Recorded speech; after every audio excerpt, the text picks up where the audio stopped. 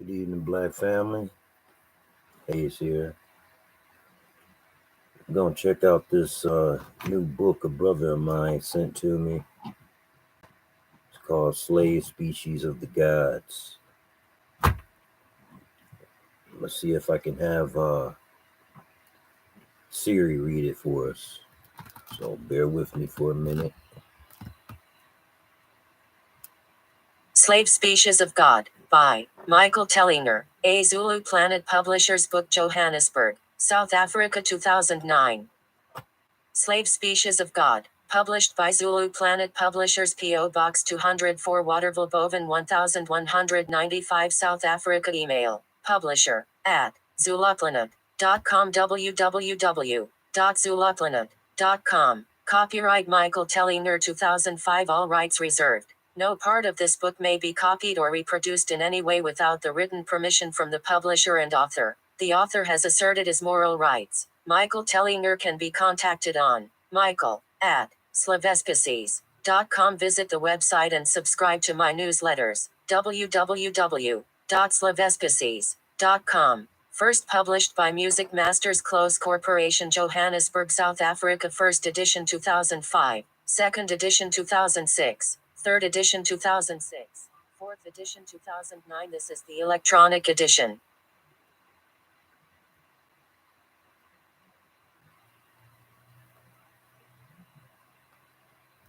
I would like to thank a few people for their assistance and support in helping me to complete this book. Mike Van Niekerk for his ongoing moral and financial support. Andy Stadler for his advice, motivation and African sunsets. Ryan Aldridge for the inspiring cover design. Lee Stadler, Pamela McQuilkin, Jan Swanepoel for reading the raw material and giving me their valuable comments.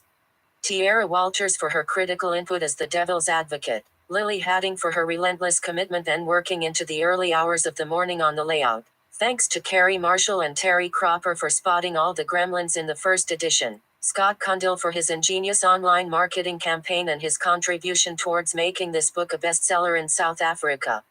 Each chapter was written with the objective to function as a small piece of the greater puzzle, one of 17 building blocks which collectively tell a more compelling tale. I have attempted to take the reader by the hand and guide them towards the deep end of the knowledge pool. While some chapters will appeal more to some readers, and less to others, I have tried to keep them as short and punchy as possible, while getting the core message across. There is, however, a strange logic to the sequence of the journey I have chosen to take you on, and it all comes together in Chapter 16. The story of humankind combines all the information you will absorb in the previous chapters and expose you to the time before the creation of the human race and the strange activity on Earth in such distant times, which includes the terrible truth surrounding our origins. So do not lose sight of the fact that there is a chronology woven into the puzzle. If, however, you find yourself at odds with some of the more technical chapters and you cannot see your way through them, read Chapter 16 if you read nothing else. Enjoy the read and keep exploring. Michael Tellinger. Contents. Introduction. Chapter 1. Chapter 1, Animal Behavior. Chapter 2. Chapter 2, The Cell. Chapter 3. Chapter 3, The Brain. Chapter 4. Chapter 4, A Journey Back in Time. Chapter 5. Chapter 5, The Genome. Chapter 6. Chapter 6, Panspermia. Chapter 7. Chapter 7, Planet X. Chapter 8. Chapter 8, Human Nature. Chapter 9. Chapter 9, Gold. The Endless Obsession. Chapter 10. Chapter 10, Instant Civilization and Sumer. Chapter 11. Chapter 11, The Wrath of God. Chapter 12. Chapter 12, Slaves and Spies. Chapter 13. Chapter 13, World Religion. The Great Slave Maker. Chapter 14. Chapter 14, Myths and Lies. The Living Gods. Chapter 15. Chapter 15, The Mystery of Jesus and Other Prophets. Chapter 16. Chapter 16, The Story of Humankind. Chapter 17. Chapter 17, Food for Thought in Bite-Sized Chunks. Bibliography. The global population is torn between hundreds of religions and cults, all claiming to have the answers. Any semi-sober person will realize in an instant that they cannot all be right? And yet it is religious dogma that has held billions of people captive through preaching death and destruction, threatening punishment by the Almighty to disobedient pilgrims and promising reward and salvation to those who submit to blind faith. The past 50 years have seen an explosion of new archaeological discoveries which have stunned scholars all over the world with its body of information. Over 500,000 clay tablets have been excavated and many of them have been deciphered. It is only in the past 30 years or so that the true meaning and relevance of the tablets has been identified by a handful of broad thinkers. What was originally believed to be myth or fantasy, mainly due to ignorance by so-called scholars, has turned out to be documented historic evidence so fantastic that it shakes the very essence of our existence. I would like to take you on a journey of discovery, using the latest translations and revelations of the many tablets that speak about ancient events long before a single word of the Bible was written. It is shocking to find that none of the stories of the book of Genesis are original but rather are watered-down versions of much older stories conveyed in great detail in ancient clay tablets. Our journey will weave through precious detailed information which was left behind by our ancient ancestors,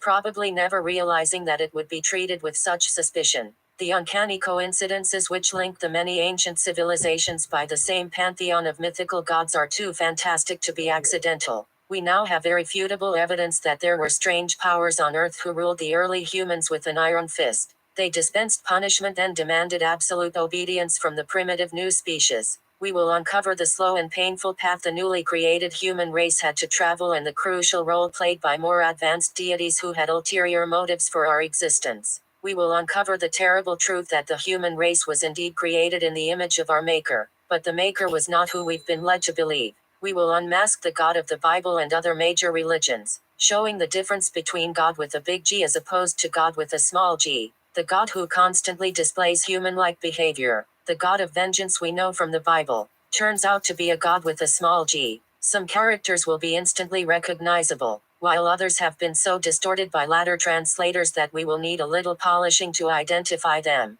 Many more questions will be raised as we postulate new theories surrounding our origins, demystifying God and allowing the reader to experience the much bigger picture of possibility. With the help of science and the corroborative evidence from thousands of ancient clay tablets, we are now able to weave together the full story which I like to refer to as the great human puzzle. The thousands of years it took for the slave species to progress from their labor camps in southern Africa, to the point about 9,000 years ago, when a wave of sudden civilization spread around the world, from India, the Near East, Europe and the Americas. This journey will also resolve the many archaeological dilemmas regarding the missing link, which is clearly outlined by our advanced ancestors. We dispel the myth and the dogma that has kept humankind ignorant and fearful for far too long. The advances we have made in genetic engineering will help us understand that just because we can create life, it does not make us God. We dispel archaic myths that belong in the Dark Ages and provide clear-thinking individuals with the information to reach new conclusions. I would like to share with every reader the same incredible sense of discovery that I personally experienced as I unraveled the utter rubbish which I was conditioned to believe through my formative years.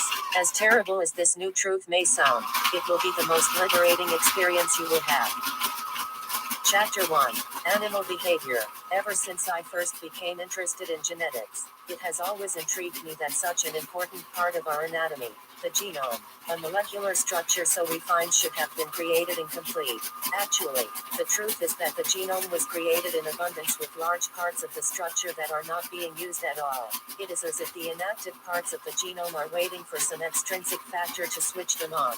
The question begs, which unimaginable characteristics or super abilities are the dormant parts of the genome not controlling? What human abilities are they hiding? And how has this affected our evolution as a species? The genome is just another name for the full complement of genes and DNA contained by an individual. In humans, the genome consists of 23 pairs of chromosomes, which contain the entire genetic program for that specific individual and is located in the nucleus of every cell in our bodies. This genetic program controls all the information that allows us to grow and function.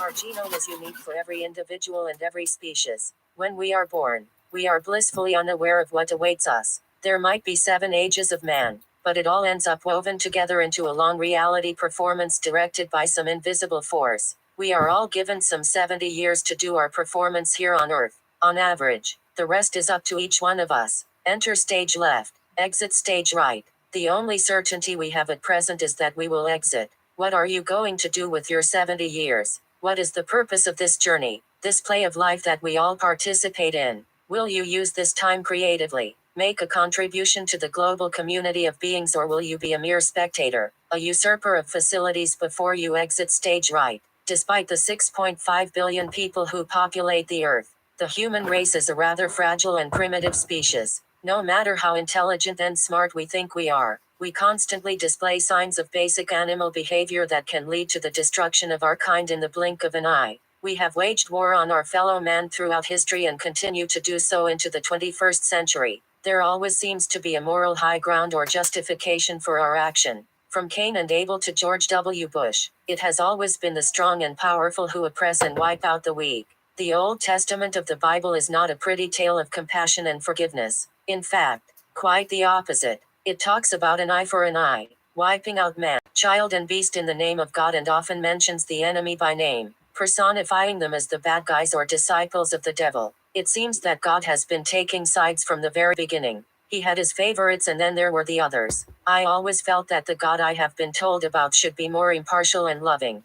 Street. The Bible is filled with prophets and other individuals who for thousands of years had a direct link to God and who on a regular basis received instructions from God to do certain things. When reading the Bible, it is not only deemed normal, but it is expected of us to take for granted that we believe that a number of chosen people received such regular instructions from God. Not only did they receive clear instructions and warnings, they received physical instructions in the form of the 10 Commandments and rewards of a material kind, such as land or cattle. But the most impressive interactions between God and man were the many visitations God made in person to various individuals. If he could not make it in person, he would send angels to deal with whatever situation needed to be dealt with. The divine beings would share ideas, share wine and bread, and inevitably God would instruct the person to perform certain tasks. All of these individuals seem to have been men, and all of the people who contributed to the scriptures of the Bible were also all men. If he created us all equal, did God have a problem with the credibility of women? Or was God just the personification of a male-dominated society? The simple historic fact remains that God actually physically interacted with man. Today, such claims of a physical interaction with God would draw strong criticism and ridicule. Why is that? Is it perhaps that such events in prehistory cannot affect us here today? We seem to accept it when it happened in ancient history, almost reduced to some fantastic fairy tale of our struggle for freedom. Or is it simply because we are too scared to analyze the facts for fear of victimization if we place such arguments in the public domain? These questions have troubled me for most of my life. And who decided that the Bible had reached its conclusion and when? That it was now enough. It is now the end and the final chapter must be written? Obviously this was another man, inspired by God and dictated to by the Holy Spirit. Surely the quest for truth and salvation continues? Surely the atrocities on earth have not abated. Surely the people of the earth need ongoing guidance and instructions from God on how to deal with modern day mayhem and crime, how to respond to dictators, how to survive colonization, racism, invasions, and other inventions of evil minds. Our capacity for cruelty as a species has reached unbearable proportions. We make rules as civilized beings, only for them to be abused and used against us by less civilized individuals with a good knowledge of the legal system. Those who preach peace and love and turning the other cheek have become the weakened victims of their own philosophy. Now, more than ever, people need salvation. They need something real to believe in and to hold on to in times when all hope seems to have vanished. So why are the scriptures not ongoing? Why is God not dictating more wisdom through one of his prophets? Or many of his prophets? Some say he is. Many claim they are in contact with God on a regular basis. Many convey God's messages in packed churches and other places of worship. How does the global community respond to individuals who make fantastic claims of miracles and hearing God's voice and having the answer? Well, in many cases these modern prophets rise to a cult status with a blind following of disciples who will respond to every command, while in other cases they are reduced to cranks with a loose screw. So, how should a judge in the 21st century respond to a guy who tied up his 10-year-old daughter to a table in the backyard and who was caught by police in the process of stabbing her to death or slitting her throat? If he claims that God had instructed him to sacrifice her to prove his obedience to the Almighty Lord, should such a character be seen as an example of a modern faithful or a psychopath? Yet we look at Abraham as a faithful man of God with strong principles and a leader of men because he obeyed God's instructions to kill his own son. The Bible, however, calls it sacrifice. Would we see it as such if it happened today in a wealthy suburb of Johannesburg or Paris? Street. It is truly a confusing state of religious activity out there. Thousands of religions, all of them man-made, all claiming that they have the answer. Only their followers will be saved by the maker, and vast state of religious activity out there. Thousands of religions, all of them man-made, all claiming that they have the answer. Only their followers will be saved by the maker and bask in the out there. Thousands of religions, all of them man-made, all claiming that they have the answer. Only their followers will be saved by the maker and bask. It seems that the more money they have, the more power they wield, and the closer to God's ear they can get.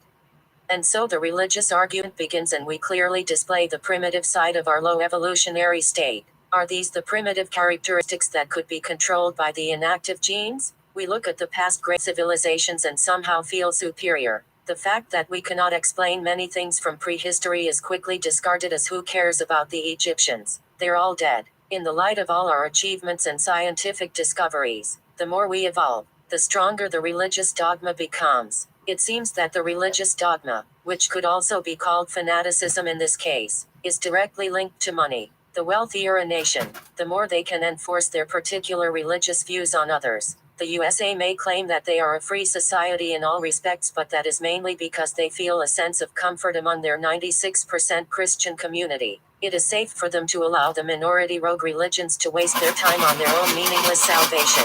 But then we start to look at who we really are and the road we have traveled as a species on this planet, only to realize that our presence here does not even dinosaur fossils and talk about what it must have been like here on Earth when dinosaurs roamed.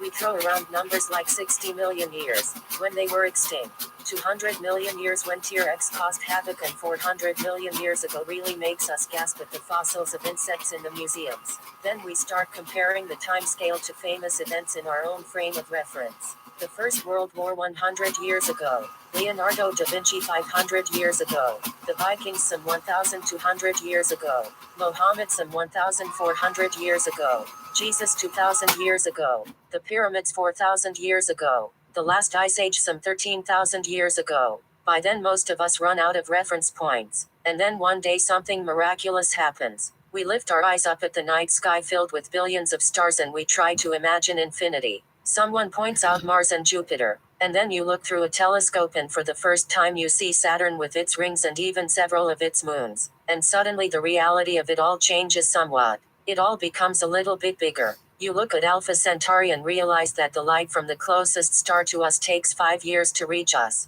traveling at 300,000 kilometers per second. You go to a lecture by an astronomer and see pictures of galaxies so far away it is impossible to imagine the distance. Galaxies a billion light years away. Supercluster galaxies 5 billion light years away. Ultra-hot quasars some 12 billion light years away right at the edge of the known universe, and then, some 13.8 billion light years away. Just blackness. Nothing. You sit in silent contemplation as you try to digest the reality of what you have just witnessed.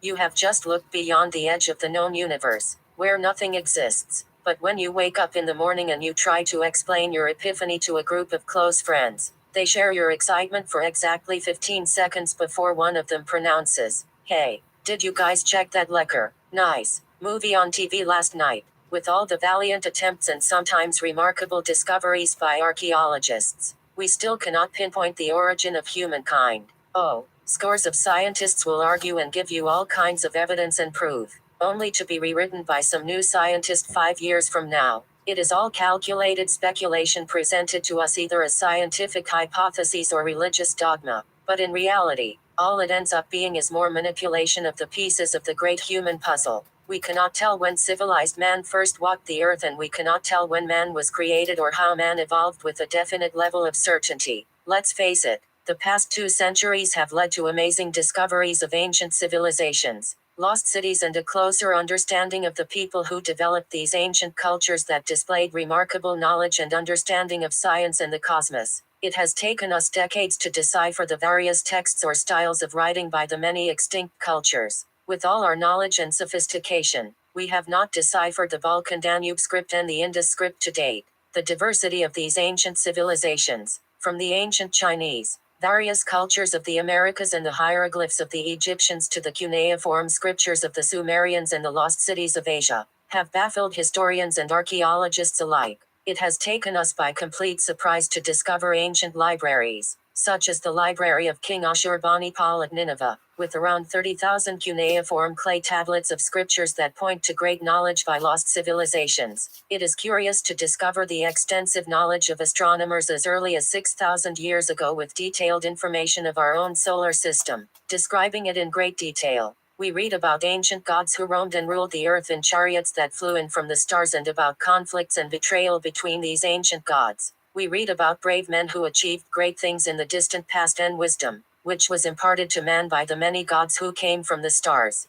The ability to extract precious metals from ore in the ground and the production of gold, copper, tin and bronze as early as 9,000 years ago points to clear understanding of metallurgical procedure. The ancient ruins of the Americas with visible extraction and mining activity explain why there was an unimaginable wealth of gold in this part of the world long before Columbus, Cortez or the other savages who set foot there only a few hundred years ago. The further inexplicable evidence of ore mining in southern Africa as far back as 100,000 years ago is simply too much for even the bravest of archaeologists to accept. The knowledge of medical procedure and genetic manipulation. The creation of the Adamu and a new species is clearly documented in ancient tablets, which have only recently been understood by so-called intelligent man. The power of wireless communication and geophysical knowledge to anticipate natural disaster. All this wealth of information stares us bluntly in the face. And yet we cannot come to terms with the fact that we may not be the pinnacle of intelligence that has inhabited the planet. Since the rapid evolution of the computer, our ability to document and match this ancient wisdom has enabled us to understand it more clearly. But what do we do with all this information when standing face to face with incredible tales from prehistory? We have two choices. Either we believe that it has been left for future civilizations to use and build upon, or we discard it as hallucinogenic garbage by some primitive idiots from a Stone Age, not worthy of our attention. But the fact that only 500 years ago men were burnt at the stake for suggesting that Earth was not the center of the universe. The human body was a mysterious vessel that was studied and dissected by daring scientists risking their lives in the early hours of the morning. That we only discovered the last 3 planets in our solar system in the past 200 years are clear indications that we are not the super race. We are the subspecies. Our arrogance is our weakness and our ignorance, a congenital disease that will eventually destroy us. The dogma has consumed us and the fear controls us. But why are we so blind to the facts and evidence that surround us? Why are we so obsessed with popular religions that mostly bow to a God who uses retribution and punishment as a form of control? If we all come from the same maker, we should all have the same set of rules on how to obey that maker. But this is clearly not the case. Religious conflict has torn our history apart for millennia and still hangs over our heads into the 21st century like a cancer waiting to devour us. In this book we will discover that our disorder is the direct result of our bastard race status, with unpredictable animal behavior lurking in our manipulated double helix DNA. Our intelligence has been suppressed. Our knowledge has been erased. Our lifespan has been genetically shortened and our memory has been removed. We are an inhuman puzzle. We have made remarkable progress in the field of genetic engineering, but just because we have been able to map the genome does not mean we know everything about it. On the contrary, the more we learn about the genome, the more we marvel at its complexity. We seem to understand the basic principle of the double helix, but we are far from understanding all its functions. What we are especially perplexed by are the large sections that seem to be switched off. Yes, it is curious to learn that there are large parts of the genome that are not active. Ever since I first became interested in the study of the genome, I have been fascinated by the strange phenomenon that such a masterful part of our anatomy, a molecular structure so refined, should have been created incomplete.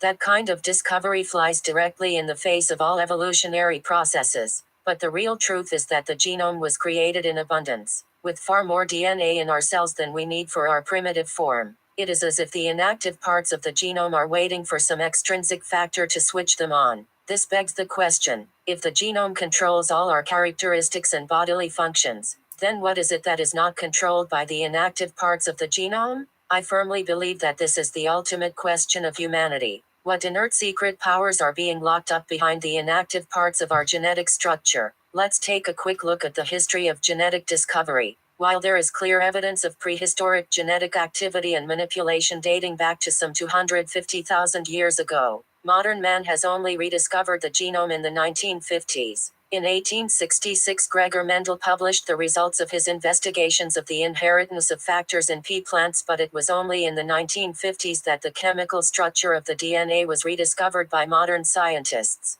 They finally had a name for it: deoxyribonucleic acid. The people involved in this breakthrough were Maurice Wilkins, Rosalind Franklin, Francis H.C. Crick, and James D. Watson. With this discovery, they started a whole new branch of science, namely molecular biology. In the same decade, Watson and Crick made history when they made the first model of the DNA molecule, showing its twisted double helix structure, and proved that genes determine heredity. In 1957, Arthur Kornberg produced DNA in a test tube. 1963 saw F. Sanger develop the sequencing procedure for proteins. By 1966, a real breakthrough was made when the genetic code was discovered. Scientists were now able to predict characteristics by studying DNA. This very quickly evolved into genetic engineering and genetic counseling.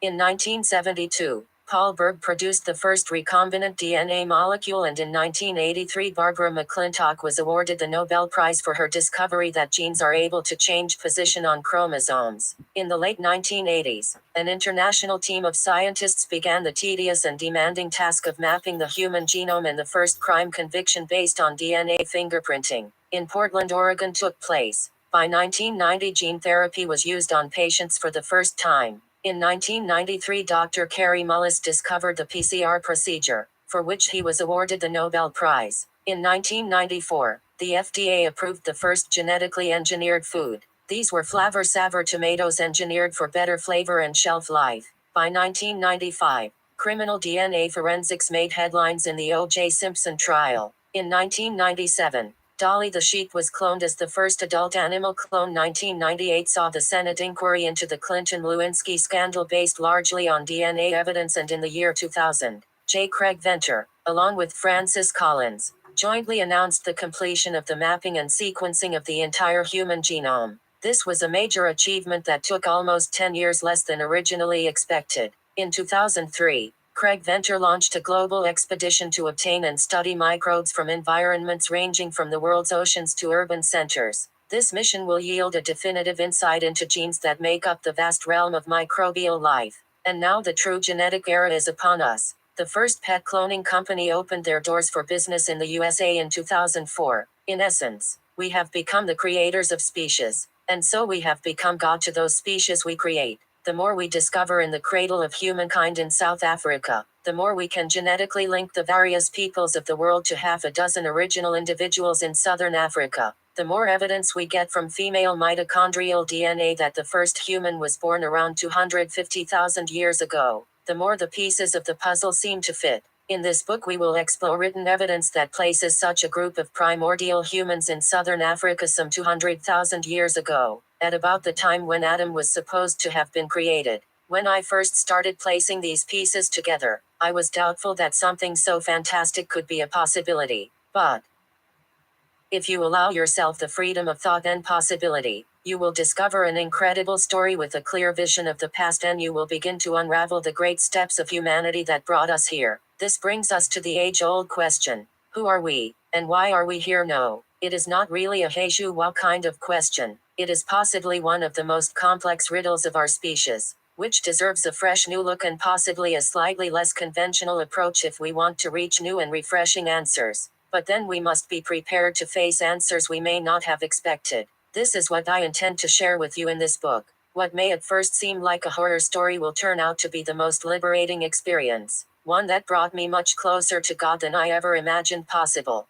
Once again, I have to draw your attention to the difference between God, the creator of the universe and all things in it, and God, one of many deities who walked the earth over millennia, wielding power, knowledge, and technology with which they ruled over humanity. There is good news for those who believe in the creation theory that man was created by God and given certain rules to live by. Those who believe in the evolutionary theory have a few surprises to face. Evidence that has been uncovered and contained in the many Sumerian tablets suggests that the Adamu was created here on earth in the image of his maker. But who created Adam, and when, will reveal that he was created by an advanced species of deities for a specific purpose here on earth some 200,000 to 250,000 years ago. We further learn from the tablets that Adam was created from the genetic pool of the advanced species of humans on Earth and a lesser evolved hominid that roamed in southern Africa. But who were these advanced humans and where did they appear from? And why is there no fossil evidence of their existence? I must once again remind you of the dilemma we face when we contemplate such outlandish theories as most, if not all, of our facts come from prehistoric clay tablets that have been deciphered over the last 50 years of the 20th century. We have to make a personal choice, whether we believe that what was written in these tablets is close enough to the truth, or whether it is merely some hallucinogenic garbage from a time when people's minds did not function properly. I, for one, have made my decision to take at face value what has been written. I cannot imagine for 1 minute that thousands of people spent millions of man-hours painstakingly creating these tablets if their contents were less than relevant. I am convinced that they had better things to do than trying to confuse future generations about our origins. After all, we have not really changed that much. We also want to leave evidence of our intellect and achievements, not only for future generations but also for other advanced species in the vastness of the universe. Why else would we send space probes filled with human paraphernalia, videos, compact discs, books, photographs, TV shows and other symbols of our existence? We hope to dazzle it with our brilliance or disappoint them with our ignorance, all depending on how evolved they may be by the time they accidentally recover our earthly space ark. It has always amazed me how many people show a complete disregard for history. To many, what happened in the past simply does not matter. But if we don't know who we are and where we come from, how can we possibly begin to understand where we might be going on our path of progress and evolution? So we toil away and dream of better days. We close ourselves in cocoons of comfort, position our blinkers squarely on our heads and try not to step too far out of the lane of conformity. We believe that if we work hard or if we work smart we will achieve some sort of reward at the end of all of this. We take out insurance policies to reward our offspring and retirement annuities to cruise through the last few years of our own time on this planet. We keep procreating as if we were programmed to do so. It seems to be a natural step in our maturing process. And unbeknown to us, it is most likely driven by our genome in an attempt to continue surviving while our DNA evolves towards its own completion. On this path of evolution it unlocks the secret parts that have been switched off by some alchemist in our distant past. We pray for health, wealth and happiness. Some dream of eternal life and many pray for salvation, but deep inside there seems to bubble the burning desire to find answers to the great human question. Who am I and why am I here? History gives us many clues about who we might be, and by stringing together the events and behavioral patterns of humans in the past, history does give us some clues as to where we are heading. Whether we will survive to get there is another question altogether. History does not, however, always clearly answer the question of who we are and where we come from. Historians, archaeologists and anthropologists have painted a very predictable past for us. Aside from the arguments between creationists and evolutionists, the story of humanity and humankind has become an almost pretty fairy tale, and most humans do not want their fairy tale disrupted.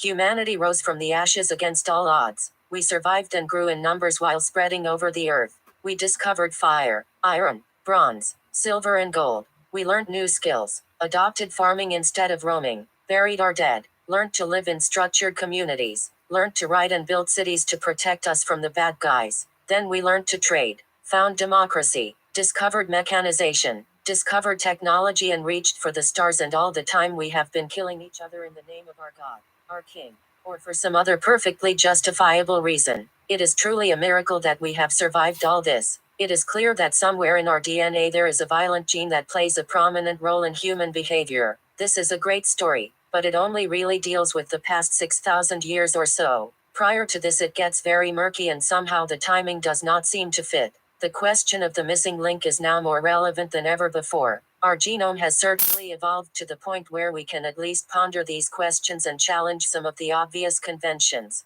But this evolution seems to be more spiritual or mental. Physical evolution is debatable. If we have not really evolved physically in the past 6,000 years since the Egyptians and Sumerians, why should we believe that we underwent some dramatic evolution in the previous 6,000 years, or the 10,000 years before that? It appears that our genome has been evolving around the mental parts only, as if we had some catching up to do mentally. This kind of genetic imbalance seems to point to some sort of tampering in the ancient past. Survival of the fittest has been embraced as one of the pivotal evolutionary arguments. Terms like natural selection have been introduced and presented with dramatic evidence. It may have been the case in the protozoa, the dinosaurs or the horse, but there seem to be serious gaps in the prehistoric evolutionary patterns of humans. Dramatic jumps in evolution, which will form part of my argument, point to the horrible truth that we are a slave species, purposefully created to perform a mundane function here on this earth. It is for us to collect the clues and string them together to formulate a sensible answer. Some will not find any sense in my logic, but some will hopefully become more tolerant of the unknown and the forbidden questions of the past. One of the highest hurdles to cross will be the real possibility that we might have to come to terms with two gods, one with a capital G and the other with a small g. The difference between the two should be obvious, and our prehistory seems to be filled with events that tend to favor the needs and whims of the latter. Have we been conned since the beginning to believe that some form of advanced deity was actually God? If so, did he give us the rules, the scriptures, and the punishment? Was it in his image that we were created? There is an overwhelming amount of written evidence pointing to this conclusion. Do we start to take this ancient knowledge more seriously, giving it the respect it deserves? Or do we respond to our overwhelming enslavement by dogma and discard all this ancient knowledge? I will leave it up to you to draw your own conclusions. Chapter 2. The Cell. Our human body is truly a miracle of creation. It clearly points to an extraordinary event that led to our existence. Our bodies consist of billions upon billions of cells which make up all the different parts of the body, like heart cells, liver cells, muscle cells, and so on. Inside the nucleus of each cell is the genetic material that determines pretty much everything about us from the moment we are conceived to the day we die. Before we journey back in time to retrace the evolutionary steps of humanity, let us take a quick look at those tiny things in our cells that shape us, our genes and the genome. I think of them as the fingerprints of God. This is where all the codes for our existence are kept, and this is where God with a capital G played the omnipotent role when life in the universe was created. I use this expression poetically and more for effect, so don't take it too literally, but rather inject your own theory of how the universe was created. One of the pivotal questions I have been grappling with for 30 years is, why do we age and why do we die? A question like that may sound silly to most of us, as we have all been conditioned to accept death as the inevitable.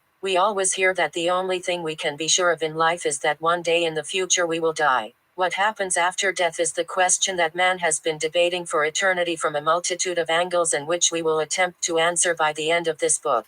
I have, however, purposely steered clear of an extended spiritual debate, rather focusing on the physical aspects of our being and how those have evolved to shape our present state. Some will argue that it is impossible to separate the spiritual from the physical, but I hope to demonstrate that it is the physical boundaries, predetermined by our DNA at the point of conception, which ultimately dictate the pace or capacity of our spiritual evolution. But even in this relatively primitive and disease-prone state, our bodies are miracles of creation. For those with biology or anatomy as a major, please humor me as I bring the rest of the readers into the loop. To put things into perspective on this cellular level, let us first take a quick look at the cell and its contents, as this will introduce a number of terms that will help you understand some further explanations.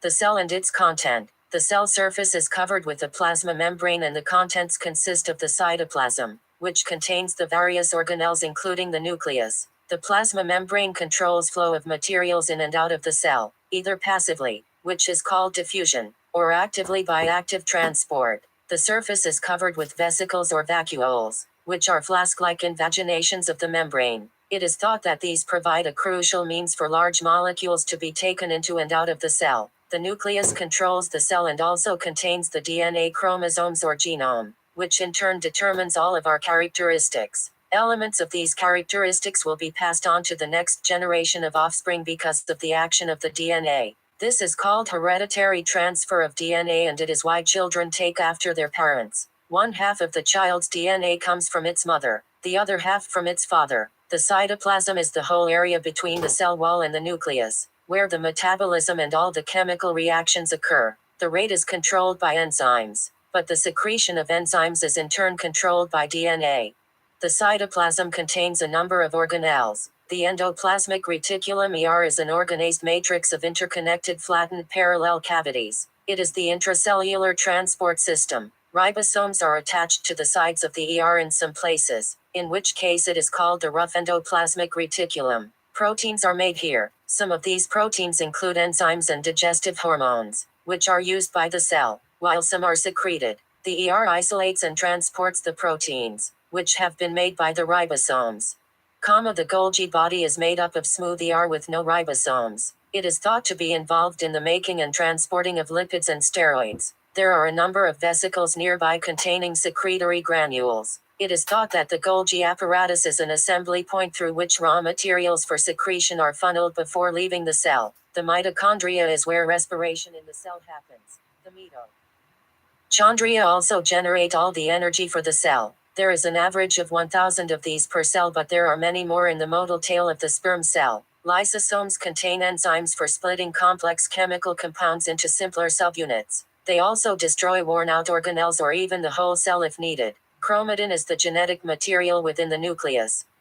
But cells don't just float around on their own throughout the body. Large numbers of them are massed together to form organs and tissue. The latest estimation is that there are around 5,100 billion cells in an average human body, but this number changes all the time, every hour of the day. It gets more complex, as bigger people have more cells than smaller people, and in the end no one has a definite answer for the number of cells in the human body. To demonstrate the complexity of this estimate, just imagine that your turnover of blood cells alone is about 8 million per second. When quantities like these are in question, it is really hard to pin down an accurate number. The cells that make up the many different parts of our anatomy all originate from stem cells, which are formed shortly after fertilization and make up the early embryo. They divide and slowly transform into all the organs and cells that make up our entire anatomy. It's like a factory that keeps on producing a large variety of end products. Every single part of your body started out as a stem cell. Several months later,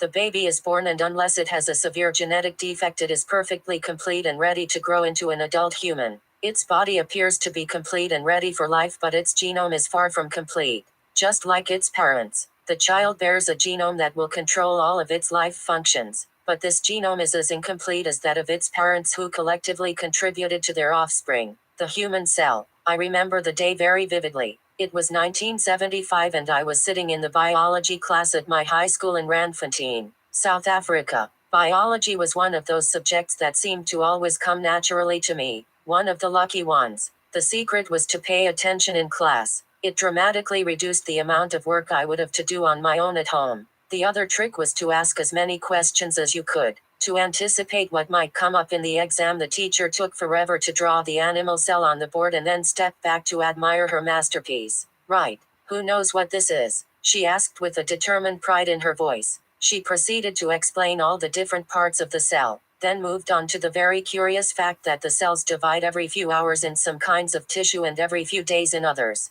The new cells are born and almost immediately proceed to prepare for mitosis, cell division. This was almost too good to be true. I thought to myself, this was a perfect formula for eternal life. When you add the Krebs cycle to the equation, the process through which energy is derived from food in the cells to keep the body nourished, it seemed pretty clear to me that the cells are the perfect structure. Changed the way I think about life and death today. So why do we die, if new cells are born all the time and nourished by the food we eat? I asked.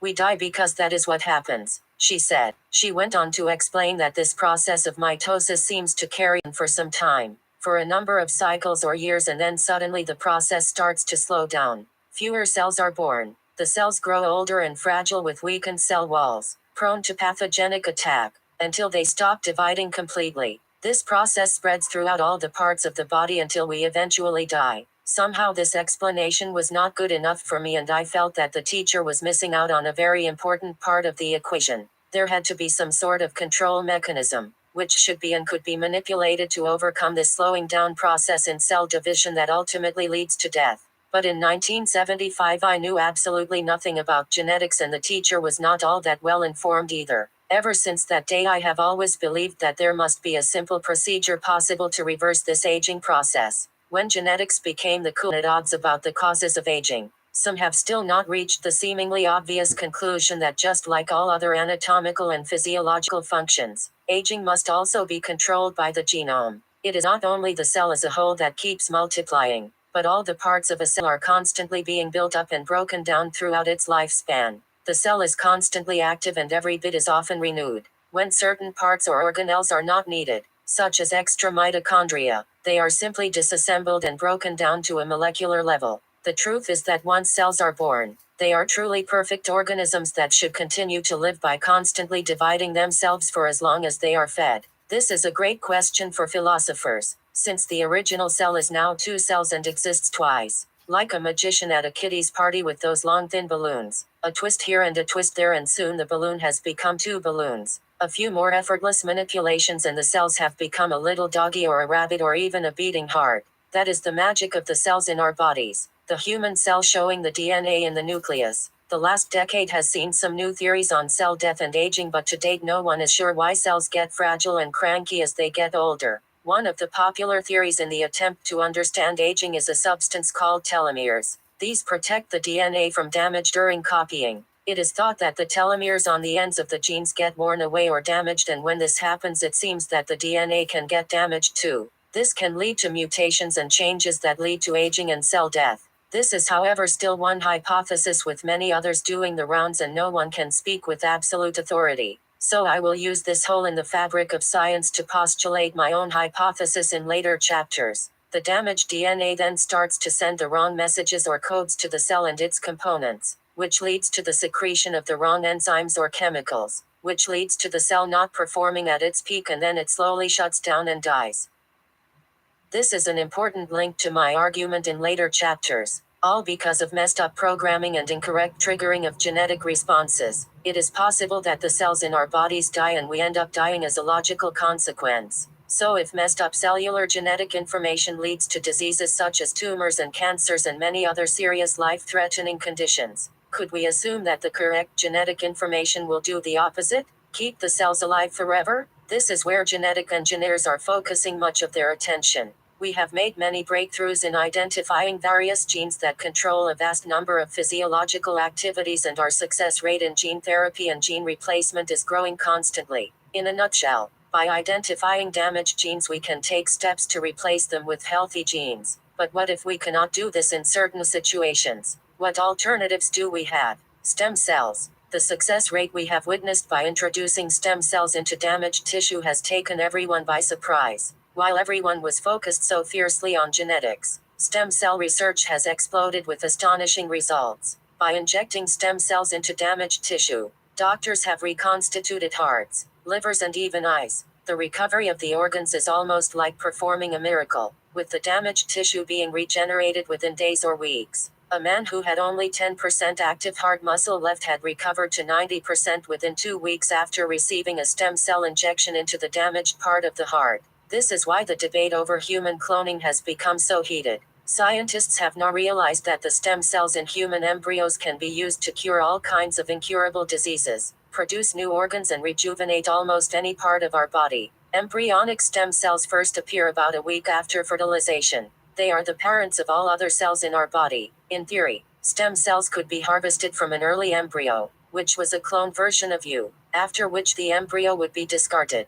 Such deliberate wastage of embryos is one reason why therapeutic cloning is so highly controversial. But the technique offers such important life-saving treatments that its use is considered justified by many people. Research into therapeutic cloning is allowed in the UK, but it is illegal to place any human embryo into a womb. This was intended to prevent anyone from trying to create a living clone. But stem cells can also be found in adult bodies, where they provide ongoing maintenance and repair. Adult stem cells appear to be partially differentiated, which means they have already started moving towards becoming a specific cell type. They do, however, show great flexibility. Another possible source for stem cells is in the blood collected from a baby's umbilical cord just after birth. Some parents are choosing to freeze and store this blood so their baby will be able to call on a supply of its very own stem cells if it ever needs it later in life. I trust that scientists all over the world are already busy trying to recreate stem cells in a tube, but the miracle of these cells lies embedded in the deep secrets of their genome.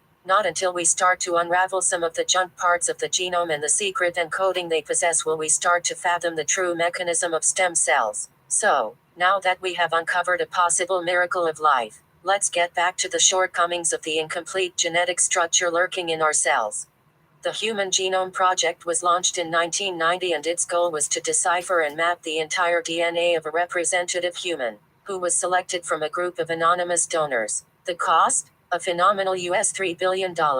It has been called the biological equivalent of putting a man on the moon. The results have taken humanity completely by surprise every step of the way as the group of scientists continually made new discoveries during the course of this process. The original estimate was that the project would take about 20 years, but thanks to the rapid development of computer technology, it only took them 10 years. In June 2000, it was announced that the entire human genome had been sequenced. The sequence is a printout of the structured order of 4 chemicals found along the length of the DNA molecule. These chemicals are referred to as letters A, T, C and G, and there are an astonishing 3 billion variations of them along our 23 chromosomes, forming a unique sequence that holds the encoded program for the growth of a specific person. The hidden message in this code controls everything about us. It points to our ancestry and predetermines our future. These are mainly the instructions for building proteins and millions of other secret activities that have not yet been discovered. The big surprise to the scientists was that active genes make up only tiny fractions of the entire genome. Incredibly, they only make up 3% of the total DNA in our chromosomes. The genes are either alone or clustered. These stretches have now been referred to by scientists as junk DNA, mainly because they have not figured out what secret message it conceals. This has sparked an interesting new debate that will last until the true relevance of these dormant DNA sections is explained. Fortunately, the scientists had learned from the arrogance of their predecessors, and in their wisdom they decided to map the entire human genome, including the junk, just in case it might have as yet undiscovered significance. It only took a few years to learn that those junk genes indeed played an important role in the structure of the genome. It is now clear that the positioning of these sections of dormant DNA are an integral part of the entire structure. More specific information will emerge as time goes by. It makes no sense at all that the single most important molecular structure in our body, which is also the master control mechanism, would be created incomplete or with defects. I suggest that at the point of creation, the genome was originally created to be complete and fully functional, but because it is neither complete nor fully functional,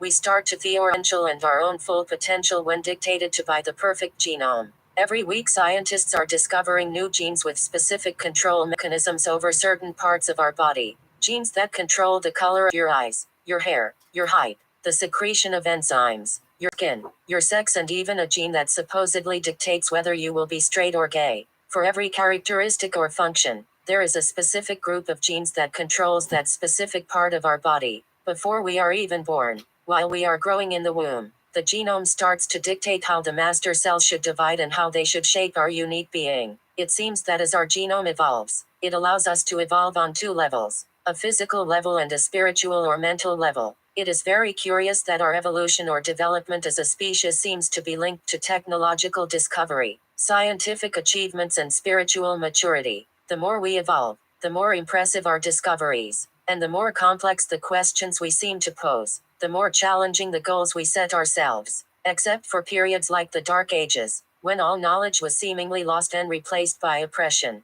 dictatorship, and savagery, it seems incredible that the knowledge of the universe, our ability to build breathtaking structures like the fishes and continue to ask more poignant questions about our origins, discovering electricity, the atom, and reaching for the stars. We have theorized about traveling beyond the speed of light, time travel, and even meta-universes. We no longer seem so sure of our wisdom. We wonder more curiously where we are heading, but we still don't know where we come from. Is our insatiable need to reach the stars a clue to where we might have come from? It is quite possibly so, and we will examine ancient evidence which seems to support this theory very persuasively. We cannot place a limit on our mental and spiritual evolution. So if the mental and physical are somehow linked, there should be no boundary to our physical evolution too. Such physical evolution will not necessarily be visible on the outside, but its effects will most certainly be felt on a molecular and cellular level where the genome is most active, without most of us realizing it or having the background knowledge to comprehend the reasons. Our bodies are continually striving for a complete or perfect genome,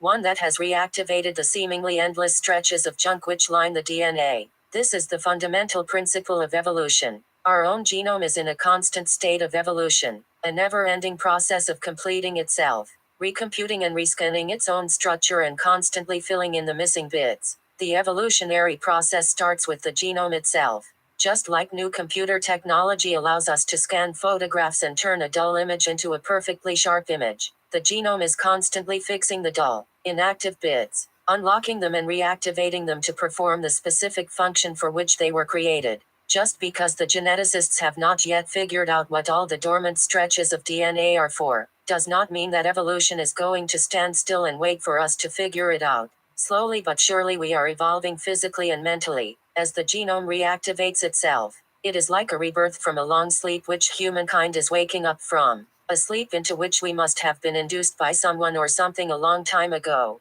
a sleep of ignorance and forgetfulness. It is often said that less intelligent people seem to be happy with their lot. They don't question why. They just accept their lot and get on with life without asking too many questions. They place their lives in the hands of their God, whichever God it may be, and believe that one day their souls will be saved from the devil. It is truly a great escape for many and a good enough reason to go on regardless. We have, however, seen small increments of evolutionary evidence in our physical and spiritual forms. The fact that our tonsils cause more trouble than good, our appendixes are removed well before they can possibly kill us by bursting, and the fact that the average survival age in the global population has increased dramatically since the Dark and Middle Ages. This may have something to do with socio-economic circumstances, diet and climate, but on the other hand it may not. For every bit of genetic resurrection that occurs in our cells, our bodies and minds evolve in harmony. More and more people around the world now refer to themselves as spiritual rather than religious. The past 2,000 years has seen the emergence of countless new religions and more splinter cults. As people are searching for new answers and opening themselves up to new realities, I predict that in time to come, as we unravel more of this DNA structure, we will discover power and wisdom emanating from the genome, the complexity of which we cannot comprehend today, but we have the capacity to digest science fiction in large doses. So if this is a little too much for you at this moment, just pretend that this is a little junk. Surely God does not make mistakes. Or is it possible that the inactive genes were purposely switched off, somehow, by someone when modern humans were created, right at the dawn of humanity? Could there have been some group of beings armed with sufficient skill and knowledge who consciously planned and executed this procedure? They must have had a reason or motive to create a being, or possibly even a new species with a drastically stunted genome. In the past 2 decades, scientists have shown conclusively and established with a relatively wide margin for error that both mitochondrial Eve and chromosomal Adam were created between 180,000 to 250,000 years ago. Who would have had such knowledge of genetics 250,000 years ago, and what motive did they have to create a lesser evolved and more primitive creature like the human? The answer may be hidden in thousands of ancient texts that have gone unnoticed for centuries. In her book Private Lives of the Pharaohs, Joyce Tildelli points out that 200 years ago, the early archaeologists were no more than officially sanctioned treasure hunters. They knew very little about the science they were involved in, unable to read hieroglyphs or other ancient texts, sometimes not even being able to distinguish between written text and decorative art. Excavators were obsessed with finding giant monumental pieces to impress funders and attract curious people to the museums. The knowledge that was captured on thousands of clay tablets was lost to humankind for centuries, piled up in the basements of museums of the world. No one could possibly imagine that the primitive people of the ancient past could have had anything of consequence to say. Those who believed such misconceptions would have had those beliefs shattered. For now, let us return to the possibility of a perfect genome, and let us imagine for a moment what capabilities we may possess if our genetic structure was complete and fully functional. If large parts of our genome were not switched off, let us examine some of the common problems in our physical anomalies which we would overcome with our DNA intact. The list is very long and touches every single aspect of our being. On this list would be all forms of disease, cancer, the simple process of healing, organ failure, mutation, and the ability to adapt swiftly to severe external conditions, eyesight, hearing, deformities, and other physical imperfections, and obviously also aging and death. These are just some of the complex physical benefits humankind will reap with a complete genome. By logical deduction, there will be genes which control all these characteristics in our bodies, and we will be able to manipulate these genes in any way we choose to. Curiously enough, I have mentioned the topics which have already received much attention from scientists. Have you ever tried to catch an ordinary garden lizard and its tail comes off in your fingers? Or while you dig a hole for the plant you received as a present from your mother, and you accidentally chop an earthworm in half? Well, the lizard's tail will grow back rather quickly and the worm will not die. It will grow to its full size again. The fact that such primitive creatures have the capacity to regrow lost limbs or other vital parts of their anatomy should unquestionably allow us, a far more advanced species, to do the same. If we could only reactivate certain parts of our genome, the other, more complicated characteristics deal with the spiritual and mental parts of our psyche.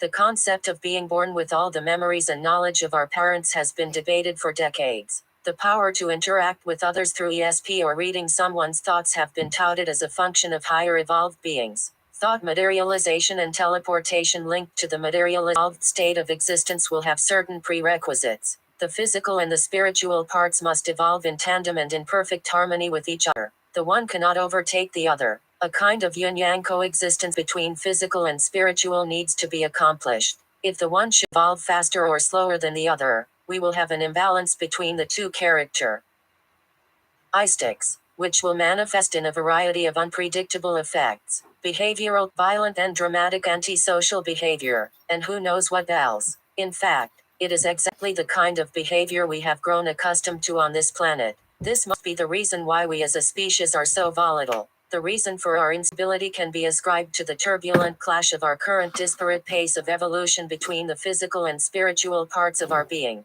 The fact that some people may be evolving faster than others is a possible cause for conflict, aggression and misunderstanding. The fact that our genome is evolving towards a complete genome could also be evident from the way in which our bodies cope with certain diseases, which in the past would have killed us and yet today are controlled by our boosted immune system. On the spiritual side, it is heralded by the more complex questions we ask about our origins, God and the universe. With the advances in astronomy, we marvel at the vastness of the universe, and many people are coming to terms with the fact that we may not be the only intelligent life out there. In 1990, astronomers were still of the opinion that planets were not commonly distributed in the universe. A few years later, after some more startling discoveries, they estimated that a small fraction of the stars may have some planets that formed around them during their own birth. And only a few years later they reached the conclusion that the formation of planets and the existence of solar systems is an integral part of what happens when nebulae give birth to new stars and galaxies. Suddenly, filled with this new wisdom, astronomers started discovering many new solar systems with planets, and they continue to do so today. When Fred Hoyle and Chandra Wickramasinghe reintroduced the ancient Greek concept of panspermia in the early 70s, and suggested that life arrived here on Earth from space, as it probably did on countless other planets in the universe, most of us were unaware of other planets, and this theory was laughed off as ludicrous by most scholars. Today, panspermia is accepted by the majority of scholars. These two celebrated scientists have proved beyond any doubt that life has in the past arrived on Earth from space and still does so every day, in the form of viruses, bacteria, spores and other microscopic organisms. While these may have played the leading role in the origin of life on Earth some 3.5 billion years ago, they also played a pivotal part in the great leaps of evolution of species. Furthermore, Fred Hoyle has presented evidence which supports the theory of evolution happening in jumps, as opposed to the great Darwinian propaganda that evolution does not happen in jumps. So what has this got to do with our quest for our own identity? Everything. It holds up the argument that humankind is not the final link of an evolutionary process which started with so-called apes, and grew into primitive hominids,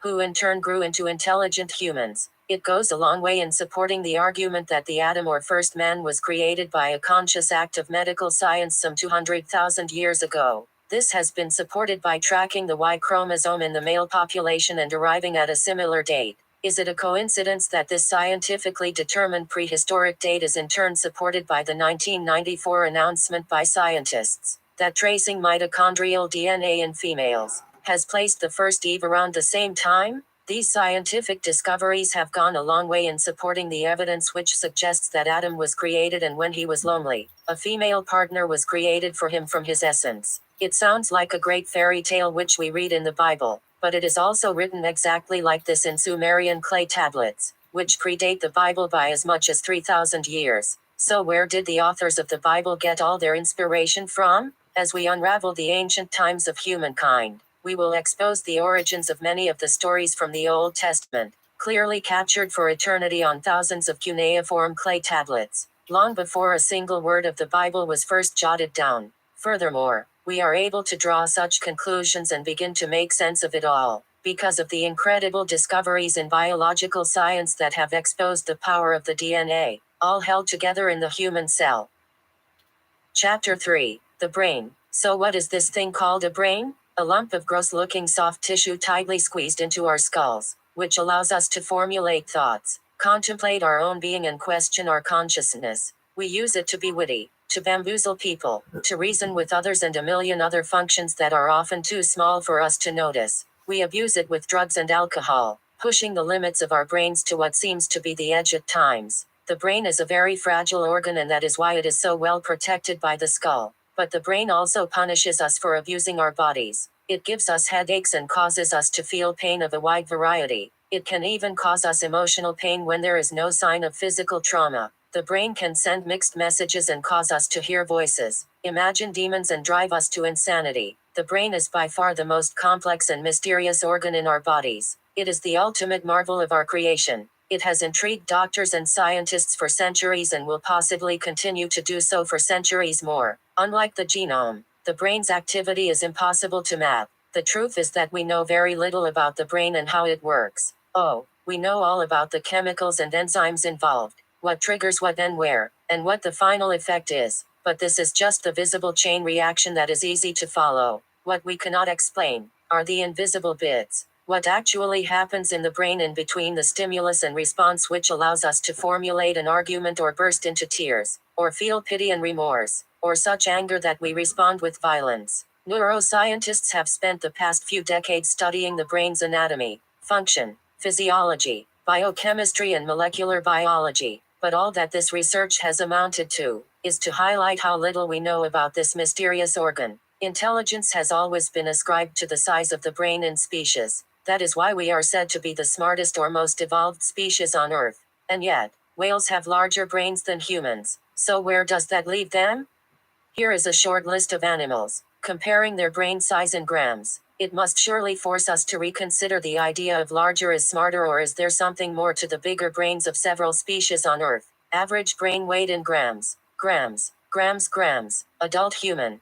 Adult human 1,300 1,400. Adult human 1,300 1,400. Newborn human. Adult human 1,300 1,400. Newborn human 350 400. Sperm whale 7,800.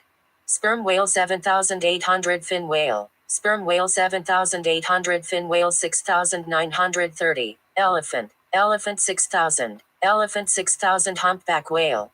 Elephant 6,000. Humpback whale 4,675. Gray whale 4,317. Gray whale 4,317. Killer whale. Gray whale 4,317. Killer whale 5,620. Bowhead whale 2,738. Bowhead whale 2,738. Pilot whale. Bowhead whale 2,738. Pilot whale 2,670. Bottlenose dolphin. Bottlenose dolphin 1,500 1,600. Bottlenose dolphin 1,500 1,600. Walrus. Bottlenose dolphin 1,500 1,600. Walrus 1,020 1,126. Pithecanthropus man. Pithecanthropus man 850 1,000. Pithecanthropus man 850 1,000. Camel. Pithecanthropus man 850 1,000. Camel 762. Giraffe. Giraffe 680. Giraffe 680. Hippopotamus. Giraffe 680. Hippopotamus 582. Leopard seal. Leopard seal 542. Leopard seal 542. Horse. Leopard seal 542. Horse 532. Polar bear. Polar bear 498. Polar bear 498. Gorilla. Polar bear 498. Gorilla 465 540. Cow.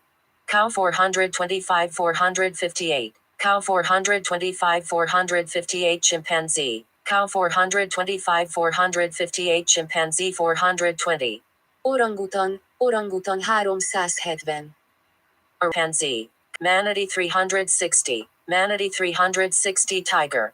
Manatee 360. Tiger 263.5. Lion. Lion 240. Lion 240. Grizzly bear. Lion 240. Grizzly bear 234.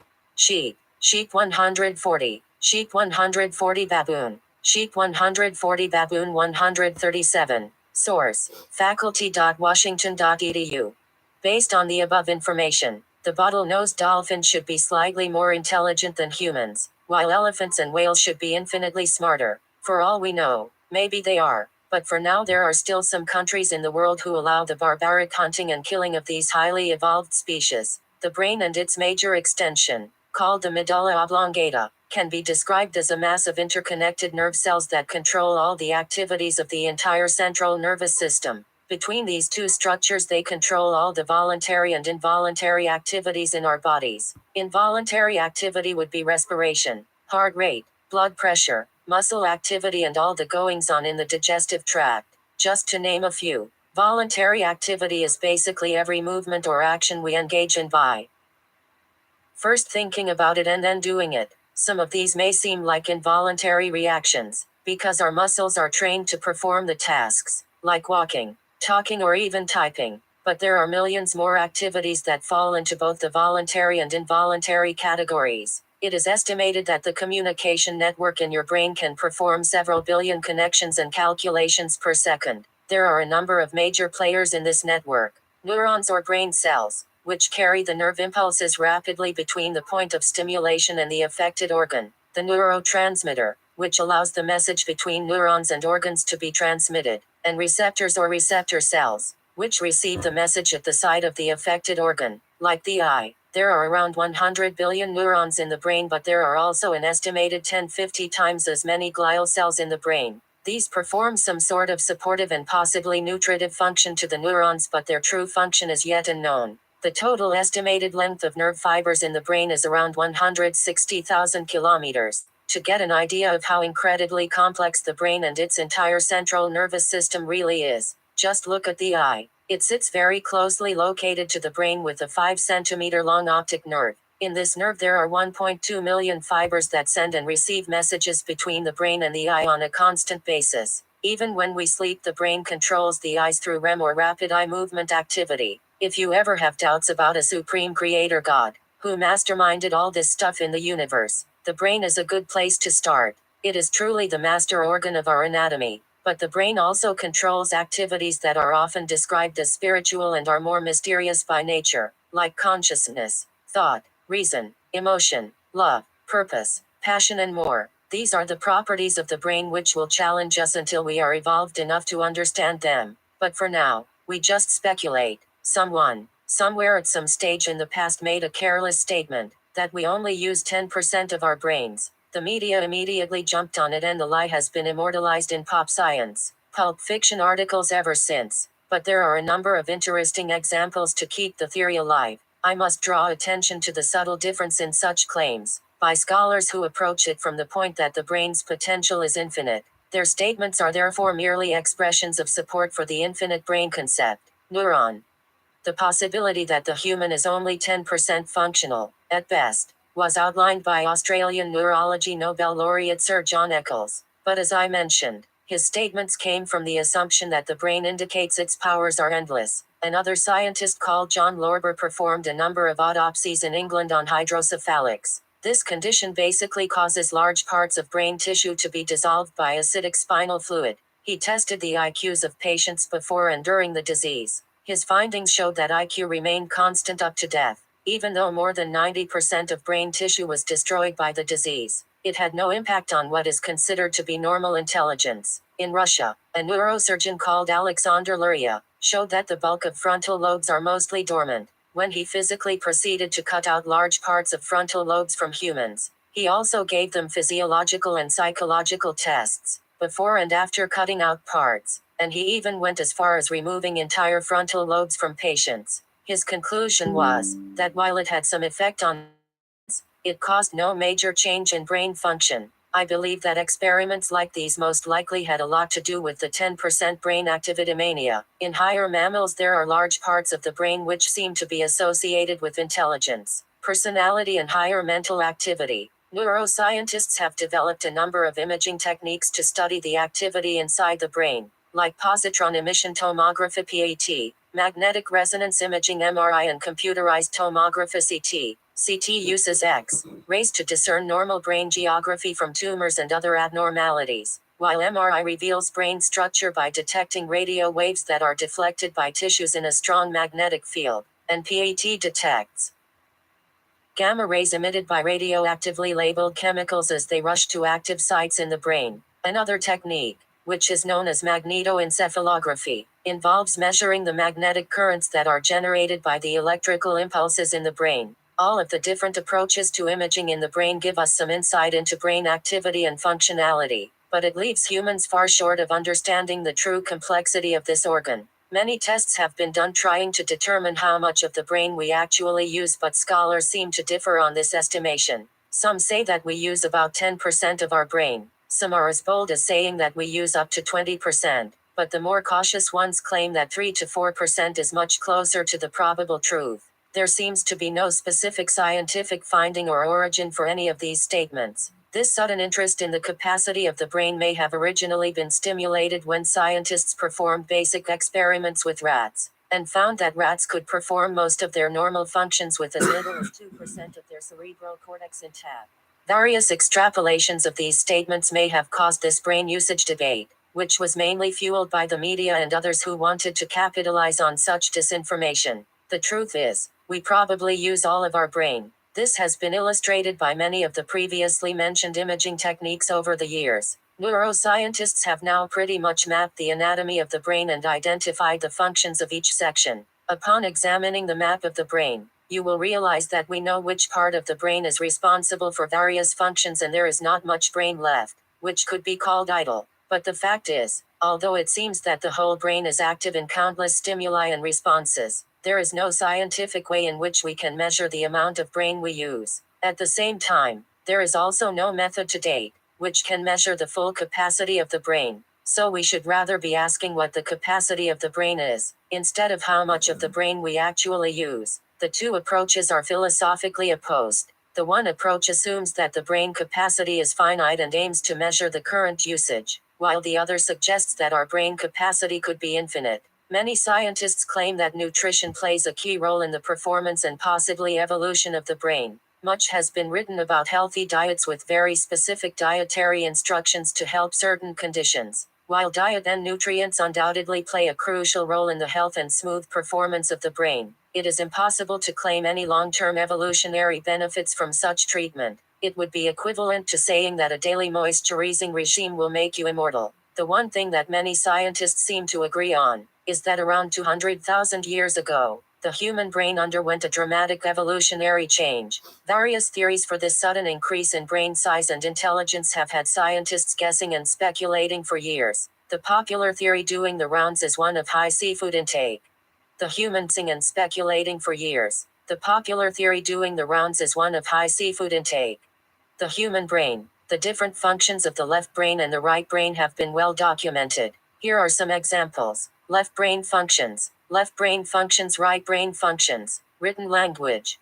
Written language insight. Number skills. Number skills 3D forms. Reasoning. Reasoning art awareness. Spoken language. Spoken language imagination. Scientific skills. Scientific skills music awareness. Right hand control. Right hand control, left hand control. Let's take a quick look inside the brain and at some crucial statistics. The brain is involved in everything you do, either voluntarily or involuntarily. As was pointed out before, some of the involuntary activities that are controlled by the brain are your heartbeat, breathing and coughing, or better described as all the things that need to continue functioning while you sleep. The voluntary activities are all the things you do consciously, like walking, writing, talking, smiling. When your brain functions properly, you function properly as a well-synchronized unit. But when your brain hits a few bumps, it can manifest itself in a multitude of unwanted side effects. The brain is active from the moment you are born to the day you kick the bucket. If it had to shut down for even a second, all the involuntary functions in your body would shut down too. Something as simple as breathing or your heartbeat would basically put an end to you if your brain had to stop functioning. And because the brain is so active and never stops, it consumes about 20 to 30% of the body's energy. To achieve such a high consumption of blood, it is serviced by about 400 miles of capillaries delivering a constant supply of oxygen, glucose and other nutrients. So if you want to lose weight, you have to think harder. There are about 100 billion neurons or nerve cells in the brain. Alcohol and drugs destroy these cells by the millions. They do grow back, however. Each neuron or nerve cell is connected to other nerve cells in the brain by hundreds or even thousands of connections, called dendrites. It is estimated that there are over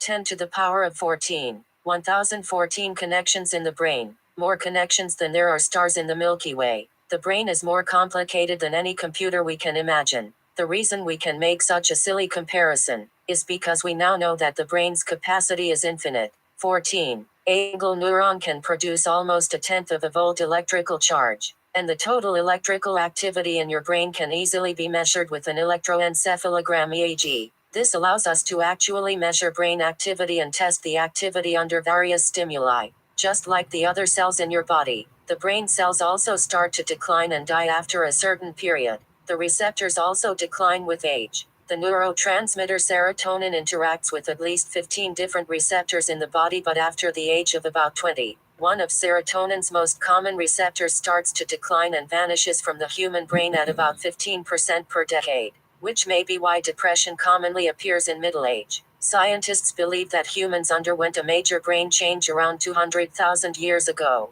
What could have caused the sudden and dramatic change in human brains? The suggestion that a high seafood diet was the cause of this sudden change is silly and makes no scientific sense at all. There had to be a more dramatic event that caused such a major change in the brains of our ancestors. There is emerging evidence supported by genetic and mitochondrial dating, which seems to point to such a dramatic event. It seems that scientists in all fields of expertise are constantly providing us with more evidence of our human ancestry, but most of us are totally oblivious to the evidence that surrounds us. Keep in mind that the coincidental facts of mitochondrial Eve and chromosomal Adam were both dated back to around 200,000 years ago. Just a coincidence, or another piece of the human puzzle that fits perfectly? Those scientists who ascribe this sudden brain change to dietary habits of the ancient Homo sapiens are saying that those who ate more seafood evolved bigger brains over millions of years. They compare the small brains of inland Australopithecus some 2 million years ago to Homo sapiens some 200,000 years ago.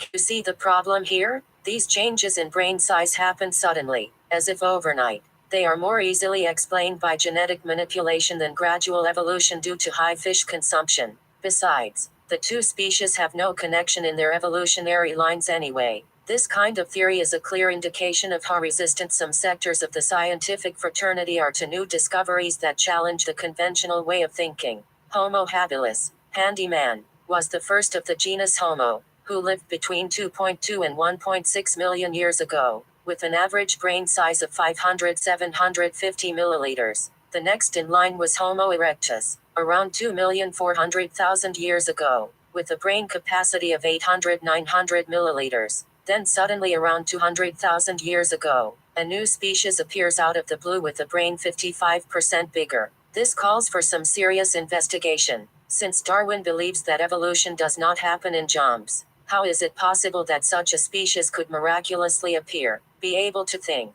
able to reason and able to calculate? There must be more plausible theories for this phenomenon.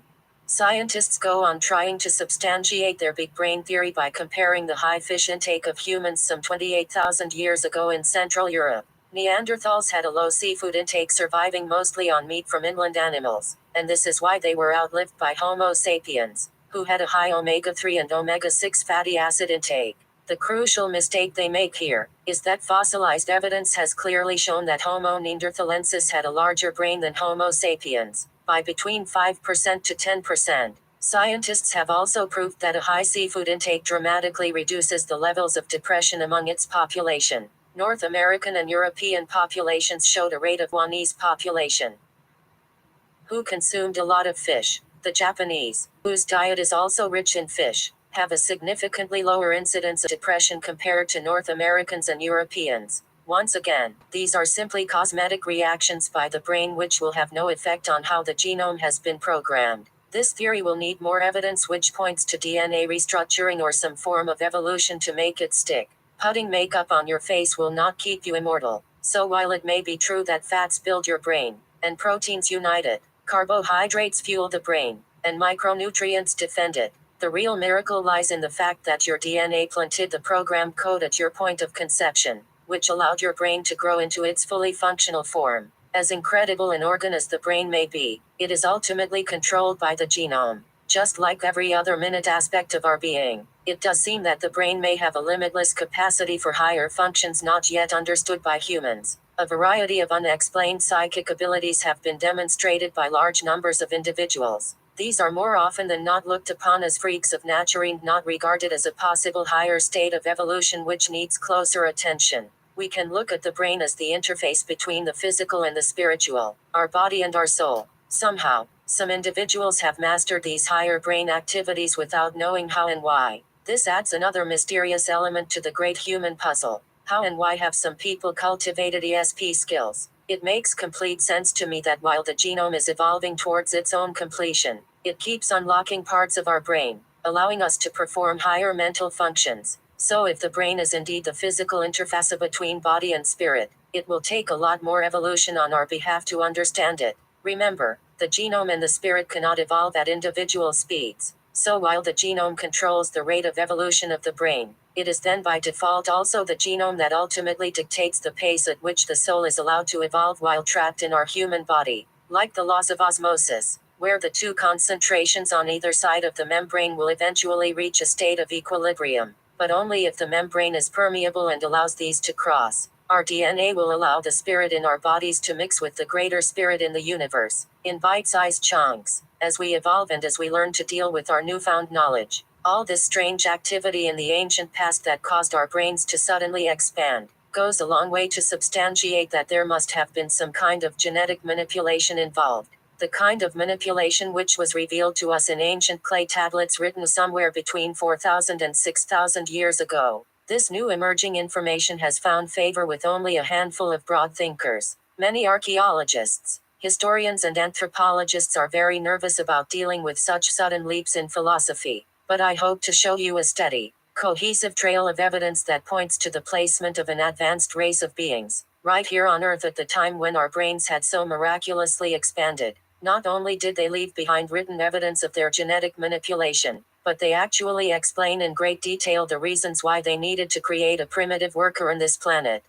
Just think about how many times people say to you, "I don't know if I want to hear that. It sounds too horrendous." That is really an honest admission that they are not ready to receive certain information. When it comes to new truths regarding our origins and spirituality, people are not that polite about it. The majority of the world's population is not yet ready to face these new emerging facts, even if they were asked to contemplate them only as a theory to begin with. On the contrary, most people will reject any such utterances with high levels of contempt. After all, they know exactly where they come from and who their God is, clearly displaying the power of our pre-programmed genome to keep humanity obedient and fearful of their maker. So what have we learned in this chapter? That the brain is an infinitely complex organ with a capacity for processing knowledge and information that goes way beyond our imagination. All the mystique around the brain raises the possibility that it is an interface between the physical and the spiritual worlds. Regardless of its complexity, the program for its development comes from the genome.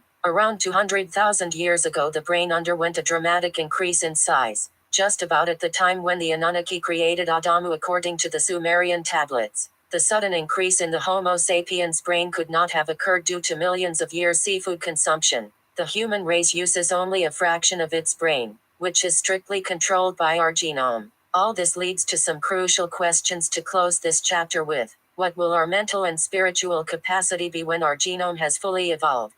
Who were the Anunnaki? Why and how did they create humankind?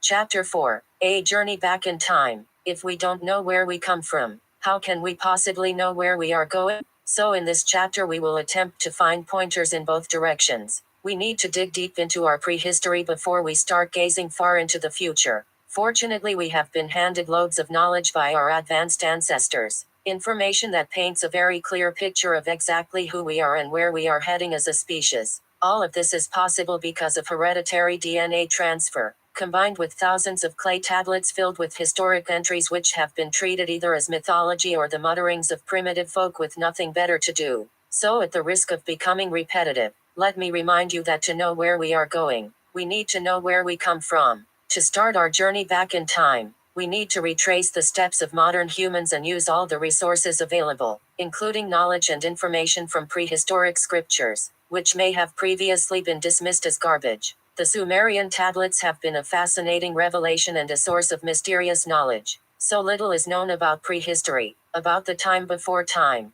that when new dramatic evidence rises to the surface, it can sound so fantastical to us modern humans in the 21st century, that we refuse to accept it. We all talk about Greek and Roman mythology, nations, Venus, Pluto, Mercury, Isis, Thor, Apollo and the all-powerful Zeus, just to remind you of a few. But were these just fairy tale heroes from ancient times, or were they really beings with superior powers? The Sumerian tablets tell us that these were real gods and not imaginary names or forces of nature. The names might have changed from civilization to civilization, but their influence has shaped all of humanity to date. Street.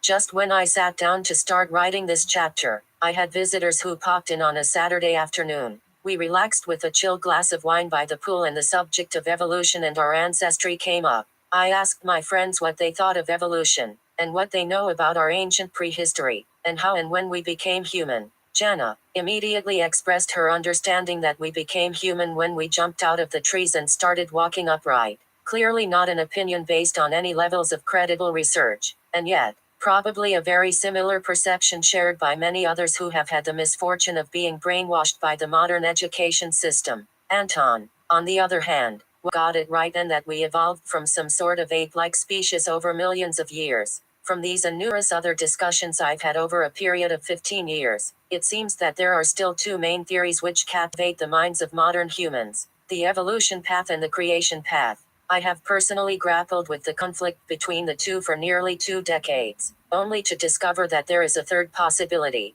one which may possibly satisfy the fanatical beliefs of both sides, while opening their eyes to new realities that have emerged out of our ancient past. While new discoveries and evidence are continually being presented, it keeps moving. The smart person postulates the latest unassailable argument supported by remarkable evidence. It just stimulates more debate and controversy, which inevitably leads to more discoveries and more debate. It is truly a great journey of discovery which no person should lay claim to hastily. Scientists and anthropologists will continue to differ on this subject for years to come, but I do feel a convergence of the two doctrines is unavoidable. Just recently I heard a priest talk about how he would welcome any alien species as the miracle of God's creation. He made a clear point of differing with previous religious dogma, which places man at the center of creation, God's great masterpiece, and as the pinnacle of intelligence and master of the beasts. It is impossible to argue against evolution as it has been presented to us over the past 150 years. We are surrounded by evidence everywhere which supports evolution in the animal world and in the plant world.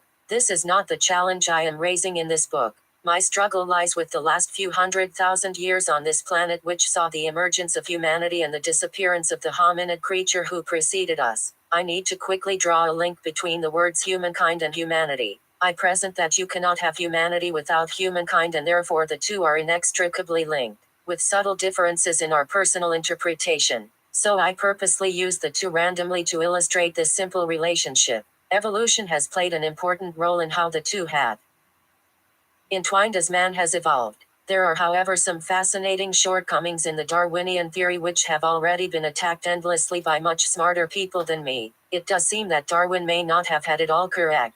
Darwin actually borrowed much of his doctrine from many other scientists and brilliant people before him, sometimes seemingly distorting the theories to support his own. I trust that if he had lived today, he would most likely change his mind dramatically about his natural selection theory based on the new evidence available. It was not actually Charles Darwin who first coined the phrase natural selection. When he published his controversial Bible on evolution in 1859, called On the Origin of Species by Means of Natural Selection, or the Preservation of Favored Races in the Struggle for Life, it was another biologist by the name of Patrick Matthew in 1831, who referred to the natural process of selection. He saw it as a more descriptive term than the feedback idea which was used leading up to that point. Natural selection was described as the properties which best permit particular individuals possessing them to survive and reproduce their own genetic variants, will increase from generation to generation, more in proportion than other individuals with less beneficial genetic structures. In a nutshell,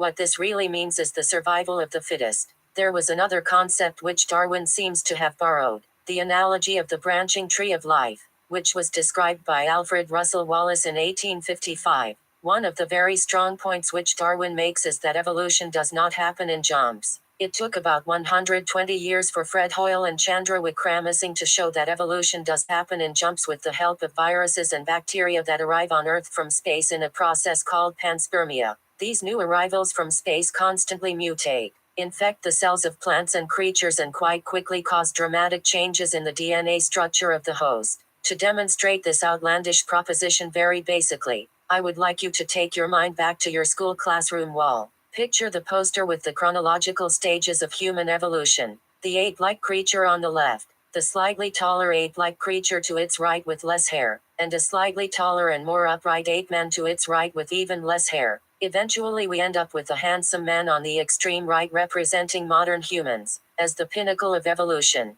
From ape to human, just like that. They show us these simplistic illustrations which leave children with preconceived ideas that this evolution thing is pretty well documented and understood. They do not tell the children that this is just one hypothesis of how we became human. There is a deafening silence from the anthropologists about what exactly happened in the gaps between the different stages of evolution. We would be wiser to teach our children the full truth instead of the sweetened half-truth. There are giant jumps of evolution between every creature on the evolution poster. How is that possible? What happened to the thousands of evolutionary steps between every stage? Or, did the creature on the left live for millions of years, when suddenly it gave birth to a creature which looked nothing like it? What could have sparked such a dramatic change? Clearly it was a genetically driven change, but what would have caused such a dramatic genetic deviation so quickly, when it was happy in its previous form for millennia? At the end of the 18th century, James Hutton felt unhappy with the concept of gradual evolution when relating it to the geological activity on Earth and the principles of uniformity in geology. He stated that the processes at work on and inside the Earth have been operating in the same general way throughout geological history. The overall environment has remained broadly the same for 500 million years, while life has changed dramatically from simple neurological beginnings to highly complex present-day forms. How could this measure of change come about in a broadly unchanging environment, if species were always optimized to their maximum extent? Since the unearthing of Lucy and Mrs. Plus, the Tongue Skull and the Turkana Boy, which were all landmarks in the field of archaeology, thousands upon thousands of fossil skeletons of hominids and other human ancestors or relatives have been found. Just when we think we have a clear picture of how humans evolved, and a better understanding of the great apes that lived alongside them, we are faced with a new discovery which forces us to rethink some of the fundamentals. Just recently, two major discoveries shook our views quite dramatically. In September 2003, Ibu was unearthed in a cave on the Indonesian island of Flores. Standing at only about 1 meter tall, she is the smallest adult hominid known. It is estimated that Ibu lived from around 95,000 years ago until as recently as 13,000 years ago. This was the first time we actually realized that we were not alone on this planet until relatively recently, but shared it with people from another species. Because Ibu was not a simple Homo sapiens, she was apparently human. Another discovery was made about the great ape family, in Spain during 2005, near Barcelona. Salvador Mayasola and Miquel Crucifant unearthed a fossilized skull and partial skeleton of a great ape, Pyrolopithecus catalonicus. This great ape is thought to have lived in the Middle Miocene period between 12 and 13.5 million years ago, when the great apes, which include gorillas, chimpanzees and humans, splitbones and siamangs. Although it is possible that this was the ancestor of the great apes, the major difference is that this great ape could not swing through the trees. I mention these examples of very recent discoveries to prove a simple point, that the more we seem to think we know, the more surprises we receive to remind us that we know very little. We should keep an open mind at all times and realize that while we evolve as humans, our evolving genome forces us to ask more complex questions and discover even more staggering answers. Let us now take a journey into our human past to realize how young and fragile our species is and how little time we have spent on this earth. This is an important journey we need to take, to place the argument between creation and evolution squarely on the table. Armed with this knowledge, we will postulate a new combination of the two theories, which will offend neither those who believe that God made all life on earth, nor the evolutionists who cling on to the Darwinian doctrine of natural selection. We will, however, need to stress the important differences between God and God, a little technicality with universal implications, which seems to have evaded the attention of humanity for millennia. 2004 AD, 2004 AD, 2004 AD. The modern Olympics returned to Greece where it started in 1896, displaying the human struggle to hold on to peace, camaraderie and fair competition. 1903 AD, 1903 AD, 1903 AD. Wilbur and Orville Wright made the first claim to have flown a heavier-than-air machine, the aeroplane. 1452 AD, 1452 AD, 1452 AD. Leonardo da Vinci is born to become the central and most influential figure of the Renaissance period. 570 AD, 570 AD, 570 AD. Muhammad was born in Mecca, inspired by the Jewish and Christian monotheism. He went on to recite the Quran, which was inspired by the angel Gabriel. This book united the Muslims under the principles of Islam and gave birth to the youngest of the world's great religions. Year 0. Year 0. Year 0. This actual date is debatable. Birth of Christ. The start of the modern calendar. Jesus Christ introduced a revolutionary new philosophy of love and peace among humanity. This was a dramatic break from the Old Testament of the Bible, and he was seen as the Messiah by some and a traitor by others. Jesus was probably the most influential and the most controversial human to have walked the earth. His gospel inspired prophets, kings and presidents, but it was also abused as a symbol of power by dictators and religious groups even before he was born, and this abuse is still continuing today. The debate goes on. Was he the Son of God in the body of a man, or just a prophet who was pushed by the needs of the people of the day? Or maybe he was someone with special powers in a place and time when humanity needed a new direction and a message of hope. 31 BC, 31 BC, 31 BC. Foundation of the Roman Empire, 776 BC, 776 BC, 776 BC. First Olympic Games are held in Greece. 1200 BC, 1200 BC, 1200 BC. Iron Age begins. 1224 BC, 1224 BC, 1224 BC. Death of Ramesses the Great. 2000 BC, 2000 BC, 2000 BC. Abraham living in Canaan, 2500 BC, 2500 BC, 2500 BC. Stonehenge stone circle built, 2570 BC, 2570 BC, 2570 BC. The Great Pyramid of Giza is completed. Speculative theory, not conclusively proven. 2900 BC, 2900 BC, 2900 BC. First monetary system introduced, Mesopotamian shekel. 3000 BC, 3000 BC, 3000 BC. Bronze Age begins. Oldest artifacts depicting wheeled carts in Mesopotamia. 3500, 3700 BC, 3500, 3700 BC. 3000 North. 4000 BC, 4000 BC, 4000 BC. More evidence of seas. Tel Brak in modern Syria shows evidence of administrative buildings and traders. A seal stamp from the 5th millennium BC has been found there. Th. 5000 BC, 5000 BC, 5000 BC. Earliest known writing. Balkan Danube script, originating from Europe along the Danube River, not yet deciphered. 6000 BC, 6000 BC, 6000 BC. The plow is invented. 8000 BC, 8000 BC, 8000 BC. Mammoths go extinct on the Siberian mainland. 9000 BC, 9000 BC, 9000 BC. Colonization of the Americas. 9600 BC, 9600 BC, 9600 BC. The last ice age ends. The world enters a warmer period which still persists to date.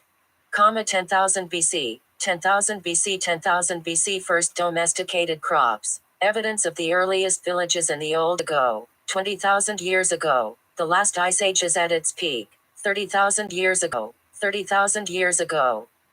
30,000 years ago. Neanderthals die out. They lived mostly in what is now Europe. It is important to note that modern Homo sapiens lived at the same time and probably side by side with Neanderthals. 35,000 years ago. 35,000 years ago. 35,000 years ago. Kale culture. 50,000 years ago. 50,000 years ago. 50,000 years ago. Colonization of Australia, 75,000 years ago. 75,000 years ago. 75,000 years ago. Clothing invented. The oldest beads were discovered in South Africa dating back 77,000 years, right to the middle of the Stone Age. 90,000 years ago. 90,000 years ago.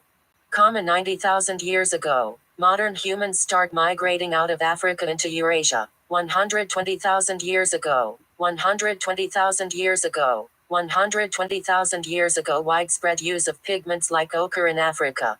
170,000 years ago. 170,000 years ago. 170,000 years ago. Mitochondrial Eve, the first female ancestor of all living humans. This date varies from 150,000 to 150,000 based on various interpretations by scientists. 170,000 years ago. 170,000 years ago. 170,000 years ago. Adam is born from the Y chromosome passed down only through males. It has been calculated that Adam, the first man on Earth, was created at this time. This date also varies by the same margins as Eve. It is curious to see that Adam and Eve seem to have been created at the same time. This will form a very convincing part of our story in later chapters. 200,000 years ago. 200,000 years ago. 200,000 years ago. First anatomically modern humans make their appearance. It seems that there may be a clash in this timeline. Did other humans exist before Adam and Eve? This is also part of the puzzle which seems to corroborate our theories in later chapters. Source: New Scientist 2004. This was the easy part of the journey back in time, because we really only covered the journey of one species, Homo sapiens and Homo sapiens sapiens, the more civilized version of the earlier. There is a very fine line between the two, and scholars are still at odds about where the one suddenly became the other, a slightly more streetwise version of its prior self. There was possibly a period during which the two relatives may have crossed over and lived side by side, and the clay tablets certainly give us enough evidence to take such suggestions seriously. This part of our archaic history has however been rewritten many times before and probably will be rewritten many times again, until we are presented with irrefutable evidence from some credible, unquestionable source. What we will take from this evidence is anyone's guess, but it would have to be pretty convincing to draw a mass appeal from a generally uninformed global populace. The funny thing is that such evidence has existed for thousands of years, without us taking any notice of it. It's as if we emerged out of those prehistoric times as an ignorant species, and for some obscure reason forgot everything we had been through. Could this phenomenon have something to do with our shortened lifespan? A curious anomaly, which is way out of step with the many years our distant ancestors apparently lived? If that is the case, then why is it that we only live for an average of 70 years, while the biblical characters and others before them are shown to have lived for as long as 900 years and even more? The answers are all well documented in the enigmatic clay tablets which we will uncover in later chapters. But for now, the next part of our journey back in time gets very interesting because we have to really use our imagination and powers of visualization. That is what most anthropologists will want from you, as the evolutionary jumps between the fossilized hominids become very large. While evolutionists expect us to buy into the fantastic story of human evolution, in the same breath most scholars will also tell you that there are anything from 20 to 50 evolutionary steps between each identified genus or species. Unfortunately, we have had no proof or evidence of any of these in-between steps of evolution. What this really means is that we face a dilemma of many missing links, and not just the missing link that we often joke about. I know that we have all spotted a potential candidate for the missing link in around 30,000 years ago. This is the time when Neanderthals apparently disappeared from Earth. The debate around Neanderthals has been since the first skeleton was discovered in 1857, just 2 years before Darwin published Origin of Species. But it seems that Darwin simply ignored this momentous find as it did not really fit his model of evolution. Many theories have been postulated about this species, mostly depicted as wild who were much more primitive than humans. This seems a little arrogant and probably premature since we now know that the Neanderthal brain was on average 1,200–1,750 milliliters, which would make it approximately 100 milliliters larger than modern humans. If you consider that we only use 3%–10% of our brains, just think of what the Neanderthals would have been capable of today. In 1999, the skeleton of a child was unearthed in Portugal. It was dated back to 25,000 years ago. It had very strange features which looked like it could be a hybrid between modern human and Neanderthal. This prompted scientists to extract small fragments of DNA from 3 different Neanderthal specimens, which showed that they were not closely related to any present-day human population. Neanderthal anatomy, on the other hand, is essentially human in scope, with the same number of bones as humans, which function in the same manner. There are, however, minor differences in thickness and strength. Based on some rigorous dental studies, it seems that Neanderthals may have had a greater longevity than modern humans, which may have also affected their anatomy. The reason I am taking you on this little journey, which I trust will end before you get too bored, is purely to illustrate the complexity and contradictions that have been troubling this field of science for centuries. From these high levels of speculation and uncertainty, others like myself can take some respite that although I do not have a PhD behind my name, I do understand the fields of gambling, speculation and deduction. A perfect example of anthropologic contradiction lies in that some evolutionists claim that Neanderthals were incapable of modern speech. They apparently lacked the ability to produce the full range of vowels, because the flat, non-flexing bone at the base of their skull and larynx was positioned higher in the throat than in modern humans, or even chimpanzees. A computerized reconstruction of this part of their anatomy showed that the resonating chamber at the back of the mouth was all but eliminated. This obviously supported their argument and placed Neanderthals in a completely different league to humans. But a new reconstruction of the same anatomy showed it to be quite human. What brought Neanderthals even closer to us modern humans was a discovery of the most complete Neanderthal skeleton in 1983, which contained the first Neanderthal fossil hyoid bone. This bone is located in the throat and is integral to the formation of sound in speech. It is indistinguishable from that of modern humans. To add to the intrigue of who these Neanderthal people really were, let me add some more startling discoveries. In 1996, a small flute made from the thigh bone of a cave bear was found in a cave in Slovenia. It had 4 precisely aligned holes punctured on one side of the 4-inch long bone, pointing irrefutably to evidence which strongly supports Neanderthal humanness. Furthermore, they made tools to make other complex tools, buried their dead, had controlled use of fire, practiced religious ceremonies, used complex syntax in their spoken grammar and played musical instruments. Some Neanderthal was prepared and buried in an unusual posture. This implies an awareness of the afterlife, demonstrates the existence of formal ritual and is also an indication of strong social ties. This is also supported by evidence that Neanderthal individuals with severe crippling injuries were cared for. So, were Neanderthals human and somehow related to us? Or were they just wild and primitive cavemen who deserved extinction? Maybe an explanation of our own humanity may shed some light on the possible answers a little later in this book. Now that we have dealt with the possible human relative who lived on Earth and shared it with modern humans for around 200,000 years, let us travel further back and take a quick look at how the other hominid ancestors fit into the picture. Once again, the most recent knowledge is constantly under scrutiny and will most likely be modified as a result of new discoveries in years to come. But years after the first discovery of Australopithecus, scientists still do not rank them as ancestors to humans. In the areas of archaeology and anthropology, like in all the others of science, it is widespread.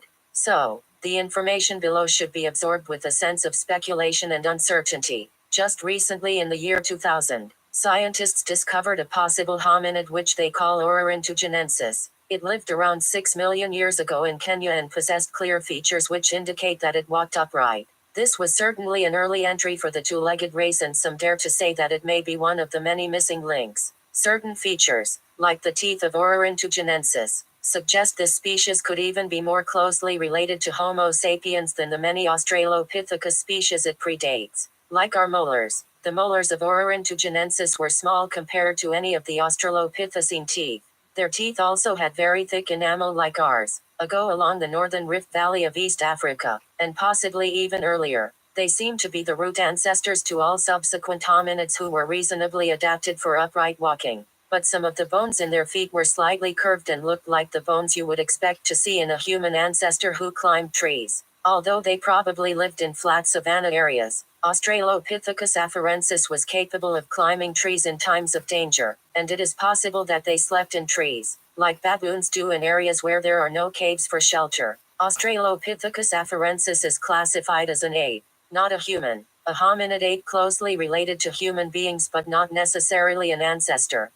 So, maybe my friend Jana was right after all. When the apes came down from the trees and started walking upright, we became human, because the origin of bipedalism must be seen as the major step in human evolution. Walking around on their hind limbs, leaving their forelimbs free for other jobs, was an unusual mode of locomotion for mammals. Suddenly, many things associated with being human became possible, such as fine manipulation with the hands and carrying food back to base camp. This does not necessarily mean that 4 million years ago primitive hominids evolved upright walking to develop a food-sharing economy. This kind of behavior only arose several million years after the development of upright walking. Australopithecus africanus, or southern ape of Africa, was actually the first discovery of an early hominid in Africa. They lived between 2 and 3 million years ago and probably stood around 4 feet 6 inches tall, which means they walked upright. Raymond Dart found the well-preserved skull of a child, the Tong baby, in South Africa 6 inches tall, which means they walked upright. Raymond Dart found the well-preserved skull of a child, the Tong baby, in South Africa in 1924 and set the world alight with speculation. Could this be the missing link? For quite a while this speculation did the rounds until it became quite clear that the concept of a missing link is far more complex than just one skull. This discovery led to an intense focus on Africa as the probable site of human origins and early development. But Australopithecus africanus shows no signs of tool use or any kind of permanent living site. Their huge teeth and skulls with prominent dorsal crests and large jaw muscles show that they specialized in eating tough plant material. They must have been vegetarians, while our supposed ancestors evolved as omnivores with a taste for meat. The next group of hominids lived around 2.2 to 1 million years ago. They were Australopithecus robustus. This seems to have been a more robust version of Australopithecus africanus, which seems to have outlived its relative in southern Africa, also referred to as Paranthropus robustus, or robust near man.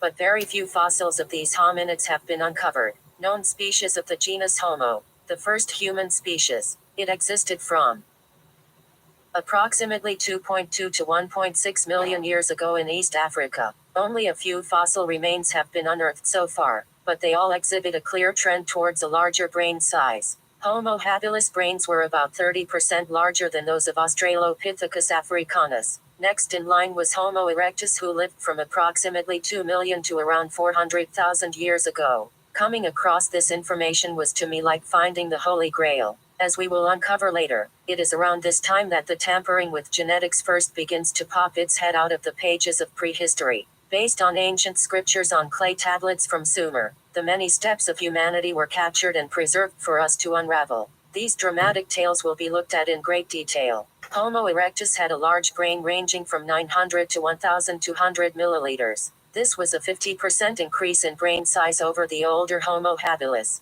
The largest brain sizes of Homo erectus fall within the range of modern humans. Although the brain is configured somewhat differently than our own, it nevertheless provides a crucial link to the origins of Homo sapiens and our very first direct relatives. The following statement is the kind of scientific babble that truly demonstrates our need to make empty pronouncements, when there is actually not much to say. The transition from Homo erectus to Homo sapiens, the earliest forms of our own species, occurred approximately 300,000 to 400,000 years ago. Do yourself a favor and ask any paleoanthropologist to explain to you how exactly this transition occurred. Unfortunately, there is no clear explanation for this process, and they rely on some imaginary sequence of events and environmental conditions that would have speeded up the evolutionary process. What seem to be missing are the many gradual steps from one form to the other. It is simply not feasible that the last female of the species woke up one morning and gave birth to a completely new species. Speculation about a 300,000 years old skull which was found near Petrolona in northeastern Greece by Dr. Aris Paulianus in 1997.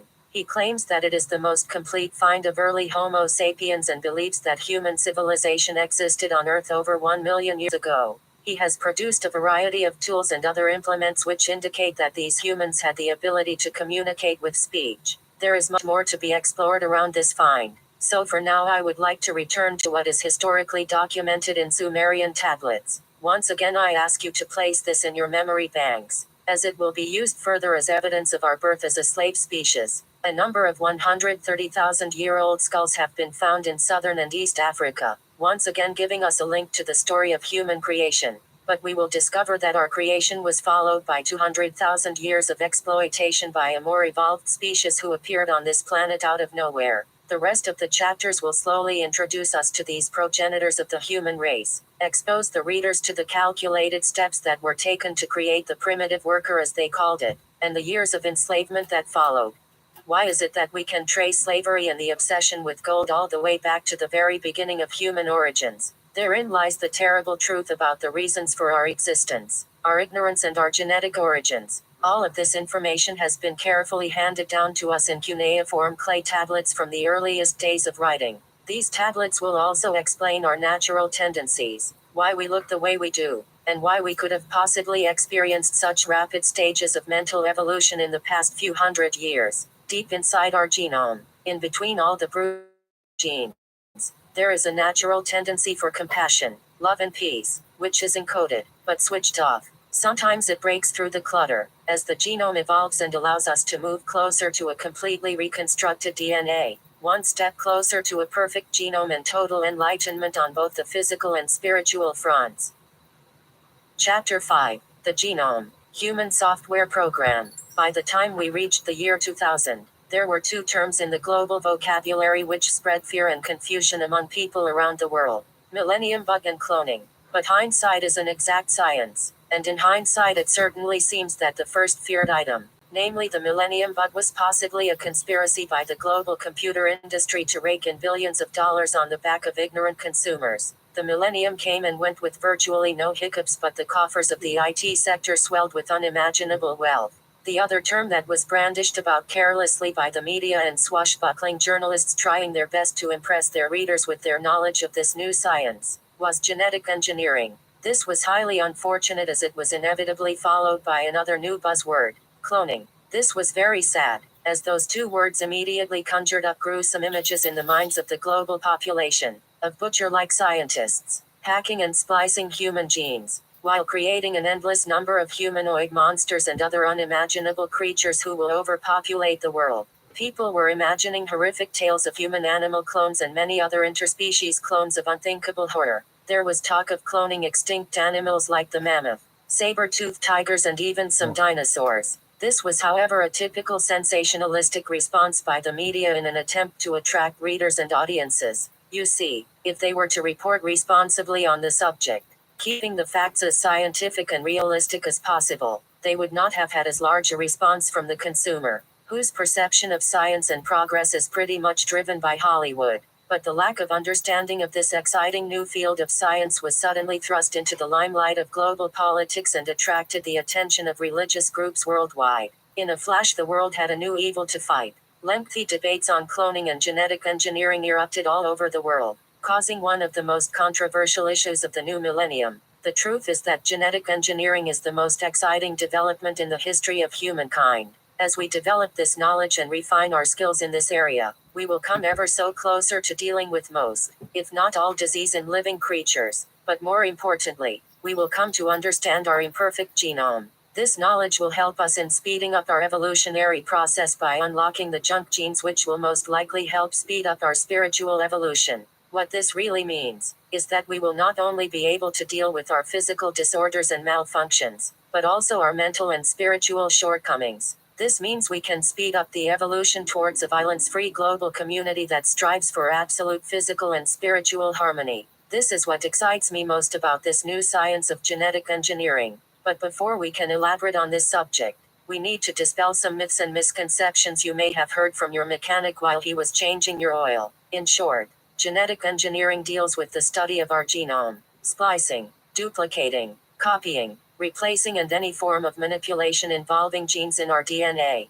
There is so much interest in the actual activity of genes, and what kind of effect they have on our bodies, that there is very little time to dream up the creation of monsters. My assumption is that the most active area of genetic engineering is the study of genes for medical research and medical applications. After all, we are driven by the greed gene, and in a global capitalist economy, genetic healing is where all the money and power of the future will be. It is now known that genetic engineering will most likely be able to treat any human disease imaginable. It follows that the world will soon be run by two major players: the media, telling us what to think, and genetics, allowing us to be what we want to be. But we first have to understand much more about this field of science before we can make such claims convincingly. So, what are genes? We talk about genes as if we see them on a daily basis, as if we all have a stash of genes somewhere in our bodies and we can reach in and grab a handful whenever we need to. Well, to a certain extent, this is true, because every cell in our body, with the exception of a few, holds our genetic material in the nucleus of the cell. These are called eukaryotic cells and could also be put into the animal cell category, where the chromosomes are in the nucleus of the cells, surrounded by a nuclear membrane. The other kind of cells are called prokaryotic cells, but we are not dealing with those in this instance. Our DNA performs the most complex activities imaginable, and yet the structure of the DNA molecule is so incredibly simple that it truly baffles the mind. I am extremely concerned to find that the majority of source material I used, called DNA the most complex molecule in our body. I strongly disagree. The simplicity with which the molecule is put together is another indication of the miracle of life and the absolute supreme intelligence of the Creator God with a big G, or the Supreme Being, or whichever name makes you feel comfortable. I always imagine DNA as a very long line of Lego blocks, made up of only 3 different colors. If we consider that DNA is a molecular structure that contains all the codes and information needed to build, control and maintain a living organism, we once again stumble upon the subtle hint that we should live forever because DNA should control and maintain a living organism. All the programs and codes that control our body are in this tiny molecule. The structure is actually so simple that it raises another question. Could the DNA be somehow extended to whatever length we want it to be? Since we only use 3% of our DNA at present, this suggestion may seem a little premature, but you never know what our future needs may be. I would like to suggest that once we have come to terms with our genetic material and unraveled the mystery behind its code, we will be able to sculpt future DNA molecules exactly as we need them. On the other hand, that may already be pre-programmed into the molecule itself, as part of its evolutionary function. In a sense, like the metric system, all you do is add a 0, and you create a new unit of measure. See, that's how simple it is. But let's take a quick tour of the genome to demonstrate. For those with molecular science as a major, please skip this section. Every cell in our body has a nucleus. In this nucleus lies a long double-stranded molecule shaped like a twisted ladder, called DNA, deoxyribonucleic acid. This ladder is broken up into 46 chromosomes which pair up into 23 pairs. One side of the chromosome is derived from the mother, the other side from the father. People born with Down syndrome have 1 extra chromosome, totaling 47 chromosomes, causing their unusual features and brain activity. Each side of the twisted DNA ladder chromosome is made up of only 3 components: a sugar known as deoxyribose, phosphate, and any one of 4 bases which are adenine, thymine, guanine, or cytosine. They are represented by the letters A, T, G and C. That is why scientists get very excited when they find traces of phosphate on Mars, which could indicate life possibly driven by DNA. The sugar and the phosphate bind together to form the 2 parallel sides of the DNA ladder, and the bases join each other from each side to form the rungs of the ladder. But the bases making up the rungs of the DNA ladder can only join in a specific sequence. A joins with T, and G joins with C. It is this specific combination of AT and GC, which contains the codes for life and all the complex functions that keep us going. A short stretch of this chromosome, with a unique sequence of A, T, G, C, is referred to as a gene. And because of the unique sequence of the bases, this gene is specifically coded to control a specific function in the body. This gene can also be identified and mapped because of its unique sequence of components. This is referred to as gene mapping. The largest human chromosome contains around 280 million DNA base pairs, and it is estimated that the entire human genome consists of about 3 billion base pairs. All this genetic material in the cells of a human is called the genome, but genes make up only a tiny fraction of the entire genome. This amazing discovery forms the central doctrine of my arguments in this book. Incredibly, our active genes only make up about 3% of the total DNA in our chromosomes. Why? Between each gene there are long stretches of DNA which do not appear to code for anything. Why would such a complex molecule be created with only 3% functionality? Scientists refer to this as junk DNA because they have not discovered what secret messages it is hiding, if any. This clearly makes no sense according to the evolutionist theory. If the genome was evolving from a simple to a complex structure, these long sections of the DNA would not exist. It would make sense that a relatively small number of genes may have evolved over time, only to become obsolete. But the fact that 97% of our DNA seems to be inactive leaves many questions unanswered. One of the obvious arguments for the state of our overextended genome is that it was genetically manipulated or tampered with during the early days of our existence as a species. Our genome could have been created or copied from an existing genome of another species, or even tampered with to allow only a small portion of it to function. If we are able to do this today, why could an equally advanced group of beings not have done this to us humans a long time ago? The ancient evidence from our prehistory spells out very clearly that this is actually what happened. We will see actual translations of clay tablets with reference to this in later chapters. When it was decided to sequence the entire human genome, the junk was included in the project just in case it might have as yet undiscovered significance. Cants. I predict that such functionality will be discovered as we evolve and discover more and more. The outcome of the Human Genome Project was that scientists managed to sequence and map our human genome, all 3 billion base pairs. The surprising thing is that 99.9% of the sequence is the same in every single human on Earth. The Human Genome Project was started in 1990 with its objective to basically draw a map of the entire human genome and thereby gain a basic understanding of the entire genetic blueprint of a human being. From this map they could then start to identify unique sequences which indicate genes and their special functions. The progress on the Genome Project convinced researchers that the 3 billion base pairs of the human genome could be fully sequenced by 2003, 2 years ahead of the original schedule. This success, coupled with the growing sense of urgency and recognition of the value of DNA sequence information, led to a major acceleration in human genome sequencing in early 1999. The International Consortium of Public Domain Laboratories committed to produce a working draft of the whole genome in the year 2000,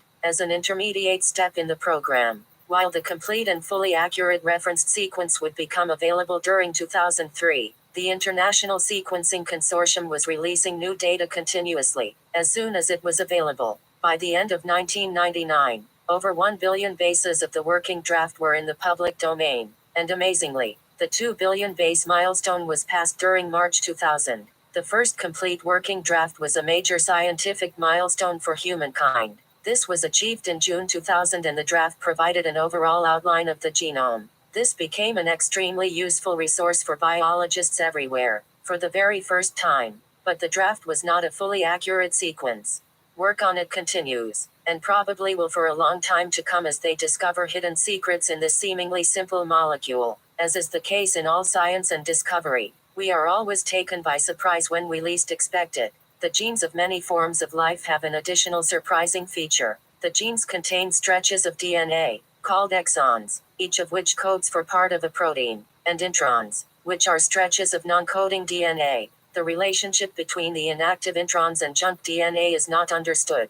Genes consist of alternating introns and exons, and the programmed genetic codes are contained in several scattered exons, rather than a continuous stretch of DNA. The largest part of the DNA consists of seemingly never-ending stretches of junk DNA. In humans, 97% of DNA consists of non-coding genes, while in very simple creatures like fruit flies only 17% of the DNA contains non-coding genes. This is another possible indication of strange manipulation that must have occurred at some stage in our distant past and ties up perfectly with the 97% junk DNA discovery. The non-coding introns make no sense in the evolutionary scheme of things. It also means that yeast with only 4% non-coding genes and fruit flies with 17% non-coding genes are more evolved than humans, within their own DNA structures. At the time of writing this book, the non-coding gene percentage in apes was not clearly established yet. Bacteria have no introns and biologists are uncertain whether early life forms lacked introns,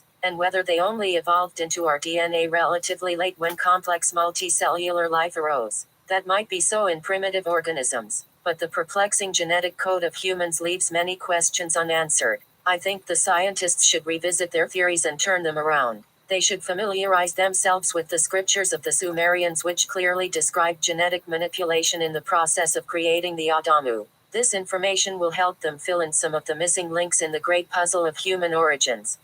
The arrangement of genes into introns and exons enables the encoded message in one gene to be read in more than one way. The process is called alternative splicing and has allowed scientists to code as many as 500 different messages from one small stretch of DNA. Alternative splicing is a recent discovery and biologists do not yet know how important it is in life. What it does point to very clearly, together with the knowledge that we only use 3% or less of our genome, is that we have a long way to go for our genome to become fully functional. It also shows how enormously complex the encoding for humanity can be, in only a few genes. I raise the primary question once again. What will humans be capable of when the full potential of the genome is unlocked? Or, what capability was humanity deprived of when all this potential was unplugged at the point of our creation? We have hardly stumbled upon this incredible discovery, the ethics of genetic engineering, cloning and other processes, which are mostly driven by emotional outbursts and very little understanding. Greedy pharmaceutical giants are attempting to lay claim to and patent some of the newly discovered genes. Already they are seeing the future and the fact that if they can take ownership of some of our genes, they will control all medical procedure involving such genes in the future. It does not take a rocket scientist to see where this can lead to. If you ever believed in a conspiracy to create a super race of humans on Earth, hold on to your hat.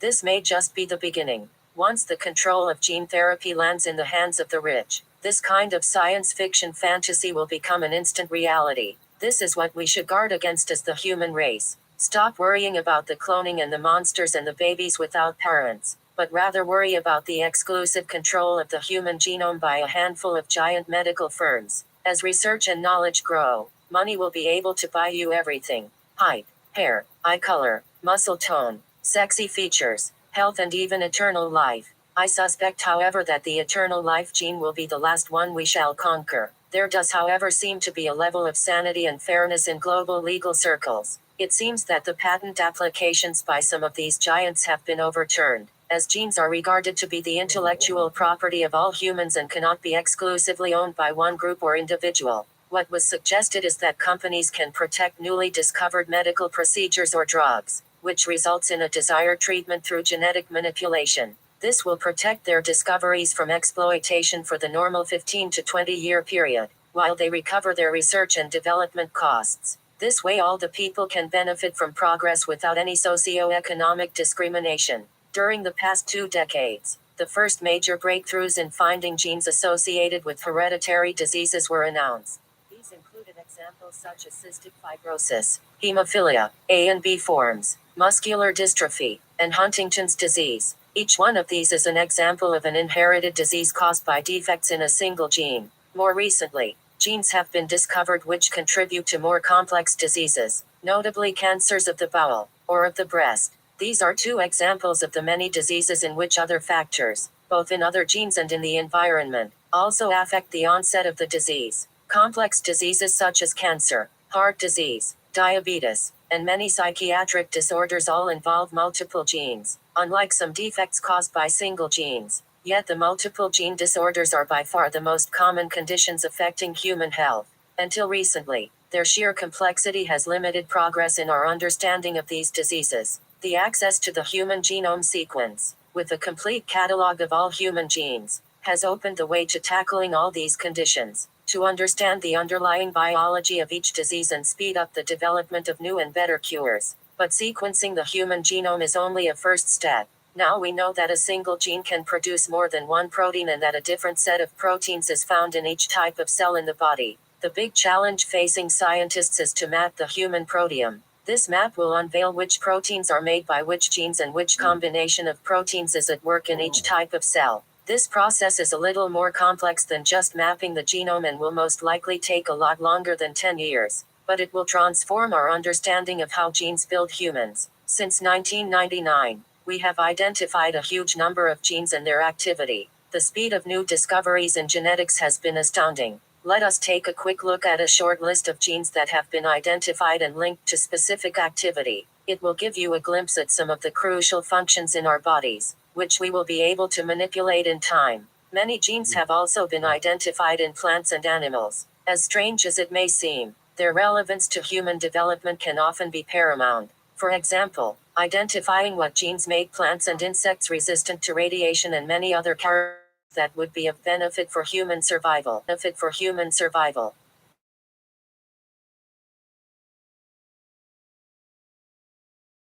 Lung cancer, breast cancer, Alzheimer's, hearing, large genes, male fertility, radiation resistance 107 genes, Parkinson's, human hereditary genes, fat and obesity, sleep-wake cycle, UV light resistance in plants, hair loss, pain, vision, embryonic development, emphysema, azoospermia, colon cancer, neurodegenerative disease, psoriasis, tumor suppression, epilepsy, skin cancer, juvenile diabetes, cell death clock 100, learning disability, bipolar depression.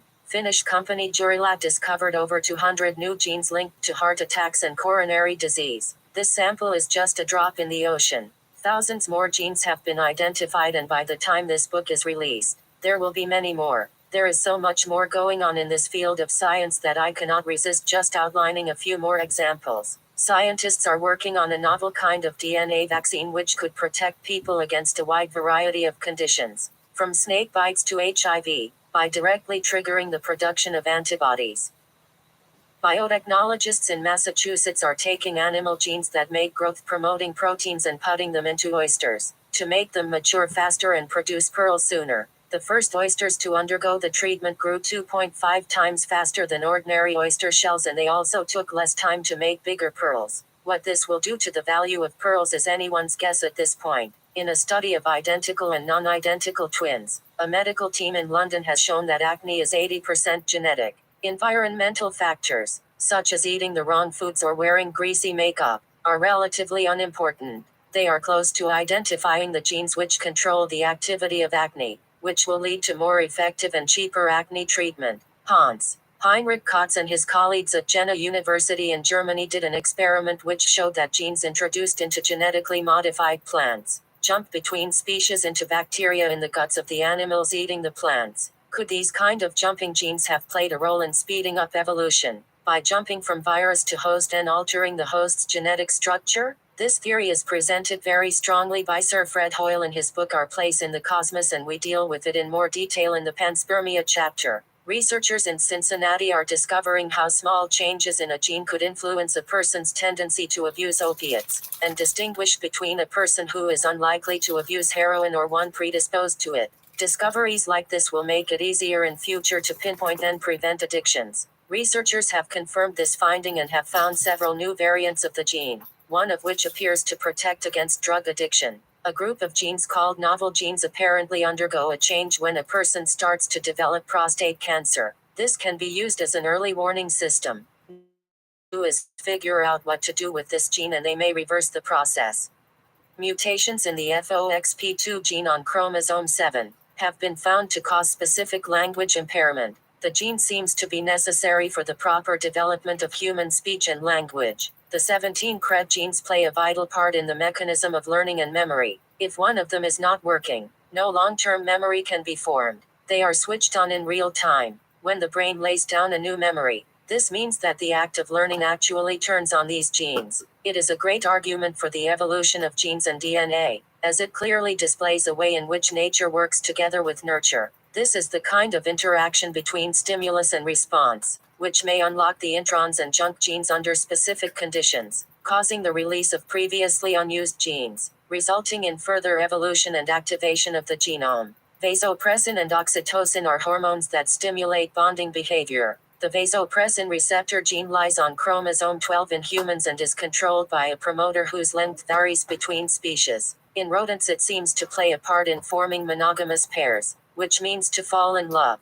In human terms, different promoter lengths have also been found among humans. This is possibly the reason why some people cannot hold down a normal relationship. It could also mean that the probability of divorce is as highly inheritable as is the possibility of a long and happy marriage. Now, here is some emerging evidence about that elusive violent gene I have been referring to. Research at the Institute of Psychiatry in London offers a fascinating hint of how antisocial behavior can be affected by an interaction between genes and environment. They examined a group of New Zealanders for evidence that an abusive childhood can induce antisocial behavior, and they found that indeed it can, but far more strongly in people of one genotype. Men who had been maltreated as children and had low active genes for monoamine oxidase A on the X chromosome were much more likely to get into trouble with the law. They could be described as violent and display antisocial traits in a personality test. Those with high active genes were broadly resistant to the effects of childhood maltreatment. The difference between the high active and low active genes lies once again in the promoter lengths.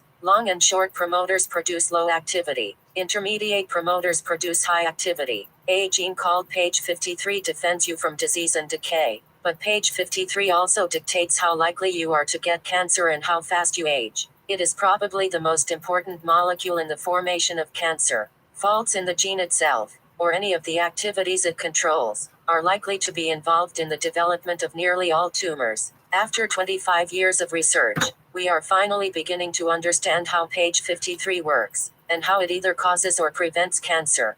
Howard Hughes Medical Institute researchers have identified a large number of new genes that control the formation of tiny, hair-like cilia that cover the surfaces of many organs in a wide variety of creatures. Cilia are also widely present in the human body, including the brain, nose, ears, eyes, lungs, kidneys and sperm. These genes are important because cilia are critical for transport and as sensory structures, wherever they are located. The purpose of presenting some of these basic examples is to demonstrate how far we have come in the field of genetics over the past 25 years. Things that would have been far-fetched then are commonplace today. We have pushed the boundaries of knowledge way beyond what we thought would be possible. But as we learn, we realize how little we know. It's as if every new page is just the introduction to a whole book. We must remind ourselves that some of the new truths we have learned will be proven wrong with time. But the need for discovery and exploration is well encoded in our genome, and only extinction will put a stop to it.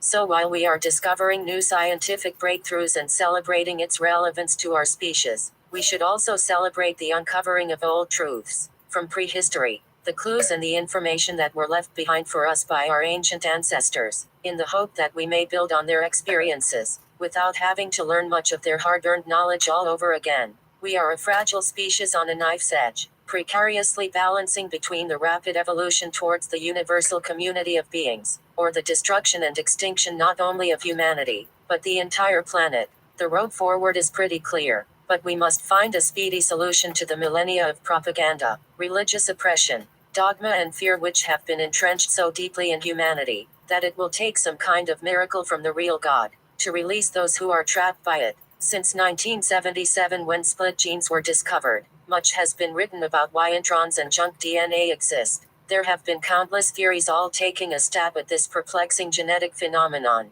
like the relationship and relevance between introns and exons, various selection mechanisms, selected gene reproduction, adaptive genes with a fitness advantage, constructional selection and constructional advantage, the nature-nurture controversy, low and high pleiotropy, genotype-phenotype relationship, evolution of proteins, the effect of original protogenes, critical and non-critical regions, selfish DNA, competition between DNA sequences, new genes evolving and being added to the genome, useful genes, exon shuffling, high and low modularity, folding genes and their effects, competition between exons, random intron insertion, and many more complex and even simple issues. Insane stuff, isn't it? What strikes me is that seemingly all these philosophies have approached the subject from the perspective that introns and junk DNA are just a waste of space on the genome, whose only possible function is that of their relevance of position.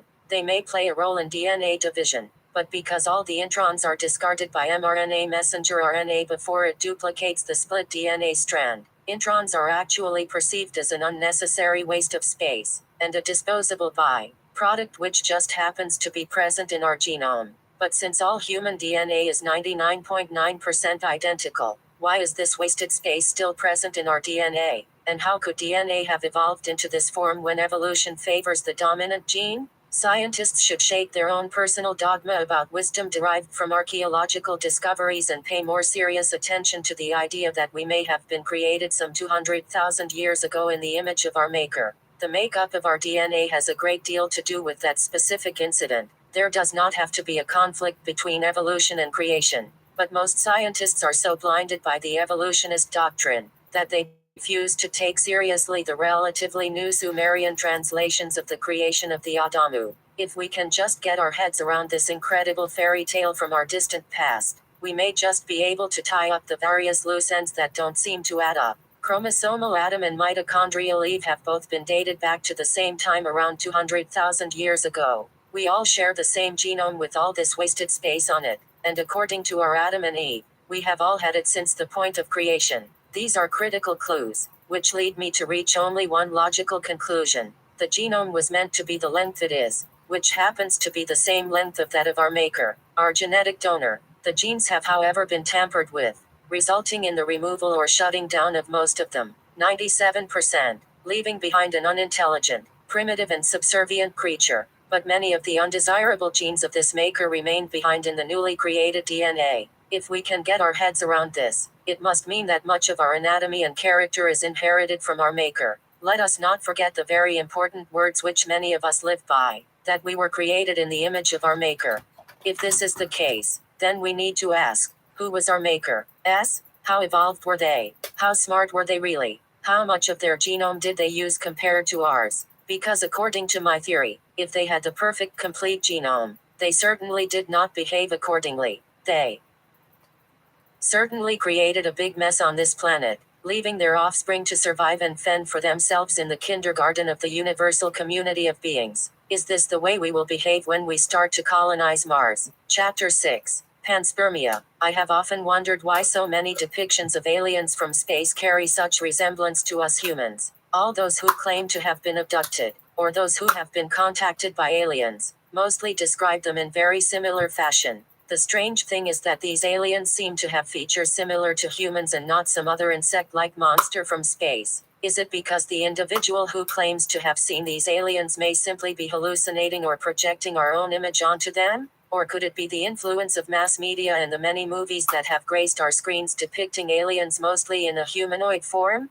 Or could there possibly be a more logical or possibly even scientific explanation for this curious phenomenon? Since we have come to know that the Earth is not the center of the universe, and that the universe is quite possibly endless, we can start opening our minds to new possibilities. But like many things we seem to have discovered in the last 2 centuries on Earth, we find out that they have already been discovered by our distant ancestors. It is especially true for the subject of astronomy. The ancient Mesopotamians, Egyptians, Greeks, Chinese and Americans, all had a superior knowledge of the cosmos compared to us today. They knew things about the planets and our solar system that we in the so-called Western world only rediscovered in the latter parts of the 20th century. One such cosmic phenomenon which was reintroduced into modern cosmology in the 1970s was the ancient Greek concept of panspermia. This word can be translated as seeds everywhere, and its first recorded advocate was a Greek philosopher known as Anaxagoras of Clazomenae in Asia Minor. Born about 500 BC, he was from a noble family, but wishing to devote himself entirely to science, he gave up his property to his relatives and relocated to Athens, where he lived in intimacy with Pericles. Shortly before the outbreak of the Peloponnesian War, he was charged with impiety, which was denying the gods recognized by the state. He not only had the honor of giving philosophy a home in Athens, where it flourished for 1,000 years, but he was the first philosopher who introduced a spiritual principle which gives matter life and form. Anaxagoras laid down his doctrine in a prose work entitled On Nature, of which only fragments are preserved. Anaxagoras postulated the idea of independent elements which coexist in space and air, creating life. He called them seeds. They are the ultimate elements of combination and are indivisible, imperishable primordia of infinite number, and differing in shape, color, and taste. Later writers referred to these seeds as amoiamoreia, which was an expression of Aristotle, meaning particles of like kind with each other and with the whole that is made up of them. It is fascinating how the ancient gods seem to make their appearance in the strangest places at the strangest times. Here we are trying to unravel the origins of a completely different subject, and yet we find that our protagonist Anaxagoras' life was greatly influenced by the ancient gods because he denied the gods who were recognized by the state. It is very clear that these ancient gods must have had a firm hold on the Greek authorities. The fact that a philosopher was jailed because he disobeyed the gods goes a long way in supporting the outlandish theory that these gods must have had a real hold over the ancient kings. And as we will find out, their control was absolute. When panspermia was reintroduced in the 70s by a handful of serious scientists, It was met with loads of criticism and the kind of ridicule which has been experienced by most visionaries throughout human history. Somehow Aristotle got in on the act some 2,400 years ago with his theory of spontaneous generation, which had become the preferred philosophy until recent times. It was, however, grossly abused and misused by creationists ever since to support their narrow-minded religious beliefs, which portray a romantic picture of Adam and Eve in the Garden of Eden. But then in 1864, Louis Pasteur shocked the scientific world with his landmark experiment, disproving the concept of spontaneous generation. This discovery also had a practical impact on medicine, proving that germs are the primary causes and carriers of disease. In a simple experiment using a sterilized flask, he showed that a culture can grow in the flask only if germs enter it, and that plain air cannot initiate the growth of microorganisms. There is no known circumstance in which it can be confirmed that microscopic beings came into the world without germs, without parents similar to themselves. Louis Pasteur, 1864. He clearly demonstrated that life comes only from life. If this principle had been accepted as the fundamental theory on the origins of life, then, today we may still be unsure how life on Earth began, but at least we would approach the question differently. We would assume that life here had to be seeded somehow, and we would investigate the possible mechanisms for such seeding. Is it possible for bacteria and other microscopic organisms to come to Earth from space? Can they survive harsh conditions, radiation, extreme temperatures for long periods of time? Maybe even millions of years. Since Mr. Pasteur made his discovery, many scientists have supported his findings with their own voices and their own experiments. But the real twist came in the 70s when British astronomers Sir Fred Hoyle and Chandra Wickramasinghe rekindled international interest in panspermia. While their statements were quickly dismissed by the majority of the scientific world as an old-fashioned philosophy, their experimental evidence could not be ignored. But as time passed and these renewed theories attracted more interest from a growing field of scholars, the evidence presented became overwhelming. Suddenly, panspermia attracted a new, more appropriate name in the form of cosmic ancestry. But to prove this cosmic ancestry theory required some solid proof and evidence. After all, scientists all say they work with evidence, don't they? This is really the fundamental difference between them and theologians. Or is it? It seems to me that as time passes by, the tenets of science are firmly rooted in the speculative and the possible, more often than in the proven. Even in the face of irrefutable evidence, there is always an element of error that may have crept in. This is the stuff of science. Always has been and probably always will be, at least until we attain that perfect genome status, which will hopefully elevate us beyond the need to know the physical, while putting us firmly in touch with the spiritual.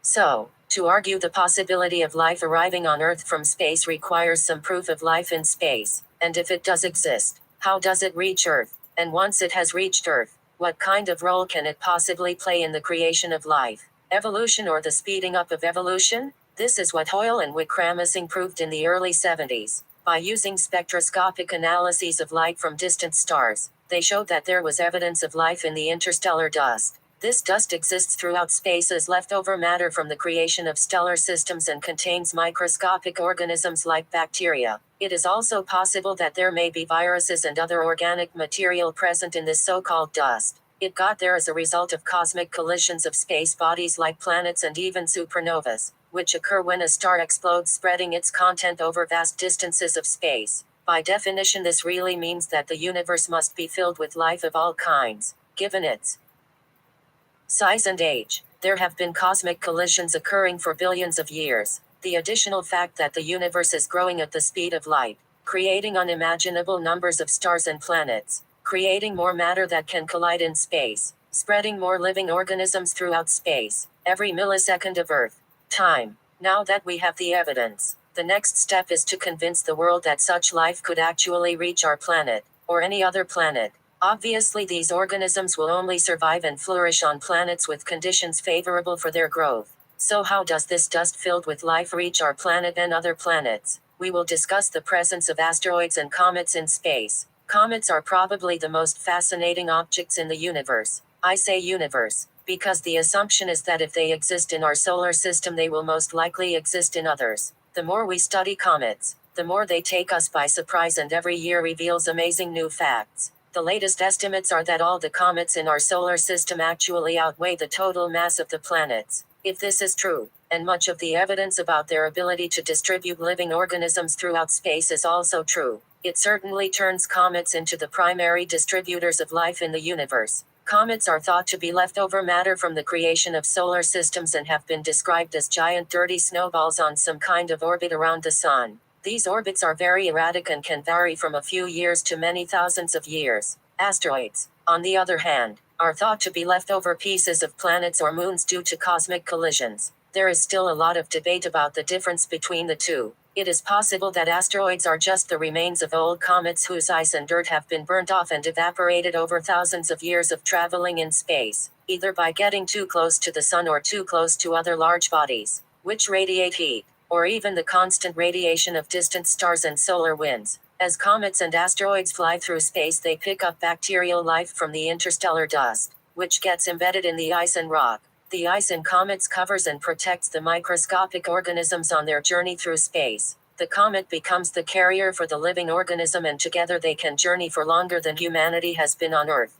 The latest findings are that microscopic life can survive indefinitely under the right conditions. This means that once the living space dust is embedded in the comet, it can survive for as long as it takes to be deposited on some hospitable planet. The tail behind the comet is quite spectacular and can stretch for millions of kilometers. It consists of gas and dust which is discharged from the coma, nucleus head, and will contain many of these microscopic living particles. Thousands if not millions of comets have come into close proximity to Earth, leaving behind billions of miles of living space debris from their tails. These comets cross the paths of many planets, leaving behind the living debris waiting to pounce on an unsuspecting cosmic body. When the comets are close to the sun, their activity increases and they discharge as much as 1 million tons of gas and living dust into space every day. As the planets orbit the sun, they will inevitably travel through this living debris, which get trapped by the gravitational pull of the planet. But how many of these comets can there possibly be?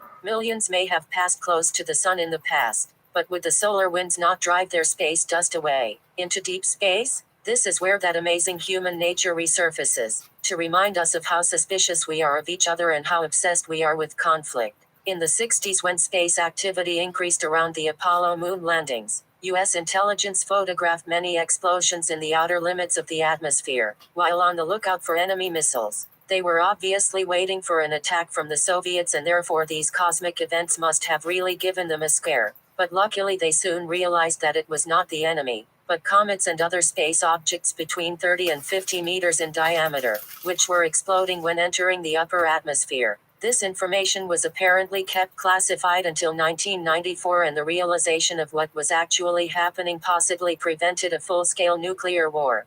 It seems that U.S. intelligence has lightened up a little since the fall of the USSR, because on the 28th of May, 1997, NASA announced the incredible news that thousands of comets as large as houses enter Earth's atmosphere every day. They actually break up and are destroyed at between 1,000 and 20,000 kilometers above Earth. The principal investigator for NASA's polar spacecraft instruments, Dr. Louis A. Frank, described their descent as a relatively gentle cosmic rain. This information also feeds the theory that all the water on Earth actually also arrived from space. The miraculous thing about comets is that because they are made up mainly of ice, organic compounds trapped inside, such as bacteria, viruses and even larvae, can remain in suspended animation for thousands of years. In fact, it is now believed that bacteria, spores and viruses can survive in comets forever, until they are either destroyed or deposited in a life-friendly environment. There have been many scientists who supported the distribution of life from space, before Hoyle and Wickramasinghe reintroduced it to the world.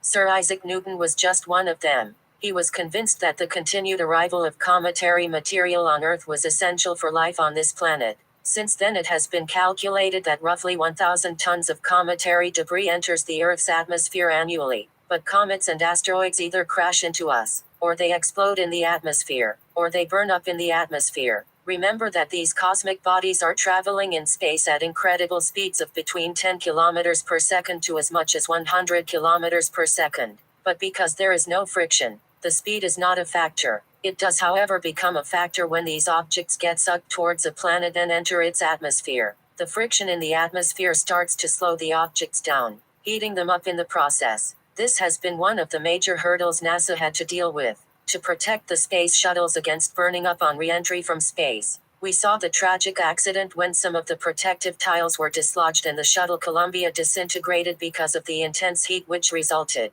while on its way back to Earth from the International Space Station. So now we know that there are constant minor cosmic collisions in which Earth is involved, and we have witnessed some spectacular collisions between near neighbor Jupiter and a giant comet in 1994. We recognize that the planets and moons bear the crater scars of giant collisions from the distant past, and the asteroid belt looks like it could be the leftover matter from a planet that was destroyed in a cosmic collision. Is it not possible that at some stage in the distant past Earth was also involved in a cosmic collision? The kind of collision, which could be responsible for the strange phenomenon that all the land on Earth at the beginning of Earth time was concentrated together on one side of the planet, while the other had a gaping hole filled with water? A collision of this kind between Earth and another planet would have resulted in the contamination and sharing of the seeds of life between the two planets. As they moved apart, the one settled in an orbit around the Sun where Earth is at present, while the other planet was spun into an orbit that took it into deep space,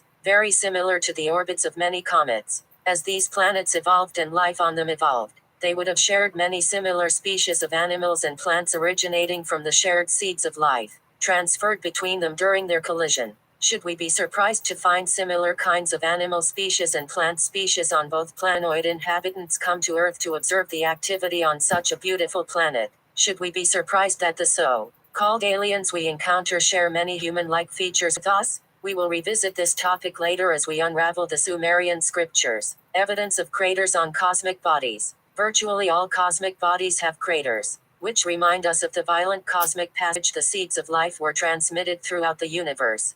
Asteroid Eros. Asteroid Eros Comet Wild 2. Swine Crater, Pretoria, South Africa, 1.8 kilometers across, created by a 30-meter meteor. Swine Crater, Pretoria, South Africa, 1.8 kilometers across, created by a 30-meter meteor, craters on Earth's moon. Planet Mercury. Planet Mercury Callisto, moon of Jupiter. While some comets and asteroids explode in the atmosphere, and others explode just before impact several kilometers above ground, as a result of the tremendous air pressure which builds up ahead of it, some actually do end up crashing into the ground. I am sharing this with you because it's the kind of stuff we always see in sci-fi thrillers, but we never realize how real it all is. As they say, truth is stranger than fiction, and this certainly applies to the stuff that is going on around us in space. The best known atmospheric explosion of a meteoroid happened above Tunguska in central Siberia on the 30th of June 1908. The explosion flattened the forest for roughly 15 kilometers in every direction, completely devastating thousands of square kilometers of the forest. It was apparently heard up to 600 kilometers away and seen over 1,000 kilometers away. There are reports from Paris, France, that shortly after the event, pedestrians stopped to see an eerie, unusual glare in the east. The object was most likely a meteor, estimated to be around 60 meters in diameter, because a comet that size would have exploded higher in the atmosphere. But nobody investigated the site until 20 years after the explosion, which leaves the evidence a little sparse. There must be some sort of magnetic comet target in Siberia because a similar atmospheric explosion occurred again in 1947. Poor Russians. An atmospheric explosion is much gentler on the invading meteor than a full impact. It allows the content of the meteor to be dispersed over a wide area without being destroyed by the shock of the impact. The effect on the planet is, however, much more devastating when the object explodes above the ground. This is what the bomb experts in the Second World War realized before they dropped the first nuclear bombs on Japan. THND. In March 1965, a 7-meter object exploded approximately 30 kilometers above Revelstoke in Canada. Investigators arrived promptly and recovered many fragments a few millimeters in size. The amazing thing was that most of them were not altered by heat, proving that a plausible delivery mechanism for living cells from space is not only feasible, but most certainly possible. But the greatest volume of organic space matter comes to Earth in the form of dust. This delivery system far outweighs the deposits from impacts of asteroids and comets. Okay, so if life can survive a large impact, how does it survive the trip in small dust particles through the atmosphere? Surely the heat or the X-rays and even UV radiation will kill microscopic organisms that are so exposed? Some startling discoveries have been made about this method of the transport of life from space to Earth. besides being able to survive UV radiation levels 3,000 times higher than humans can. Many bacteria actually thrive at temperatures higher than boiling point. Since bacteria and viruses have been known to possess the ability to mutate very rapidly while spreading new forms of disease, causing havoc in the medical field and in the preparation of antibiotics, it is plausible that they could mutate very quickly from a state in which they reside in space, to an adapted state for conditions on Earth. Bacteria actually have built-in cellular equipment that can help them survive sudden heating in space. They are called heat shock proteins, which respond in seconds to external stimuli in bacteria. It seems that these heat shock proteins are closely related across a wide range of species. This is simply one protective mechanism which allows these organisms to arrive alive on Earth, despite drastic and sudden temperature changes. I am convinced that these proteins will be the subject of great interest to genetic engineers, once they have figured out how to incorporate those genes into the human DNA. With genetic engineering, anything is possible, even developing a new human characteristic similar to that of a bacterium that can resist sudden changes in temperature.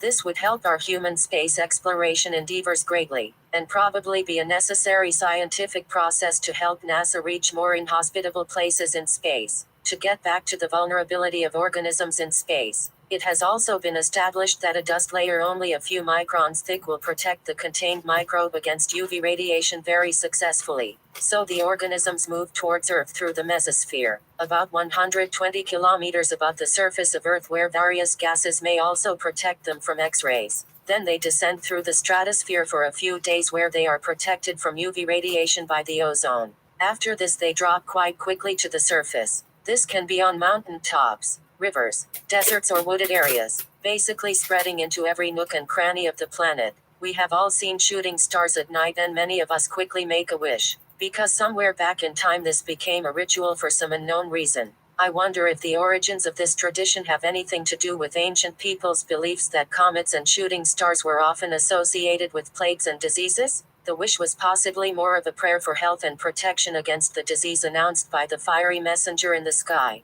Shooting stars are actually small meteors that enter the atmosphere and fall to the ground while burning up. Most of them evaporate, but many do land up on the surface of Earth. So every time you see a shooting star, you may be witnessing the arrival of extraterrestrial life on Earth. But if shooting stars burn up in the atmosphere, will the microorganisms survive the trip? When tiny meteoroids of a few centimeters crash to Earth, they burn up and evaporate. Particles the size of a pinhead will move at about 10 kilometers per second and heat up to about 3,000 degrees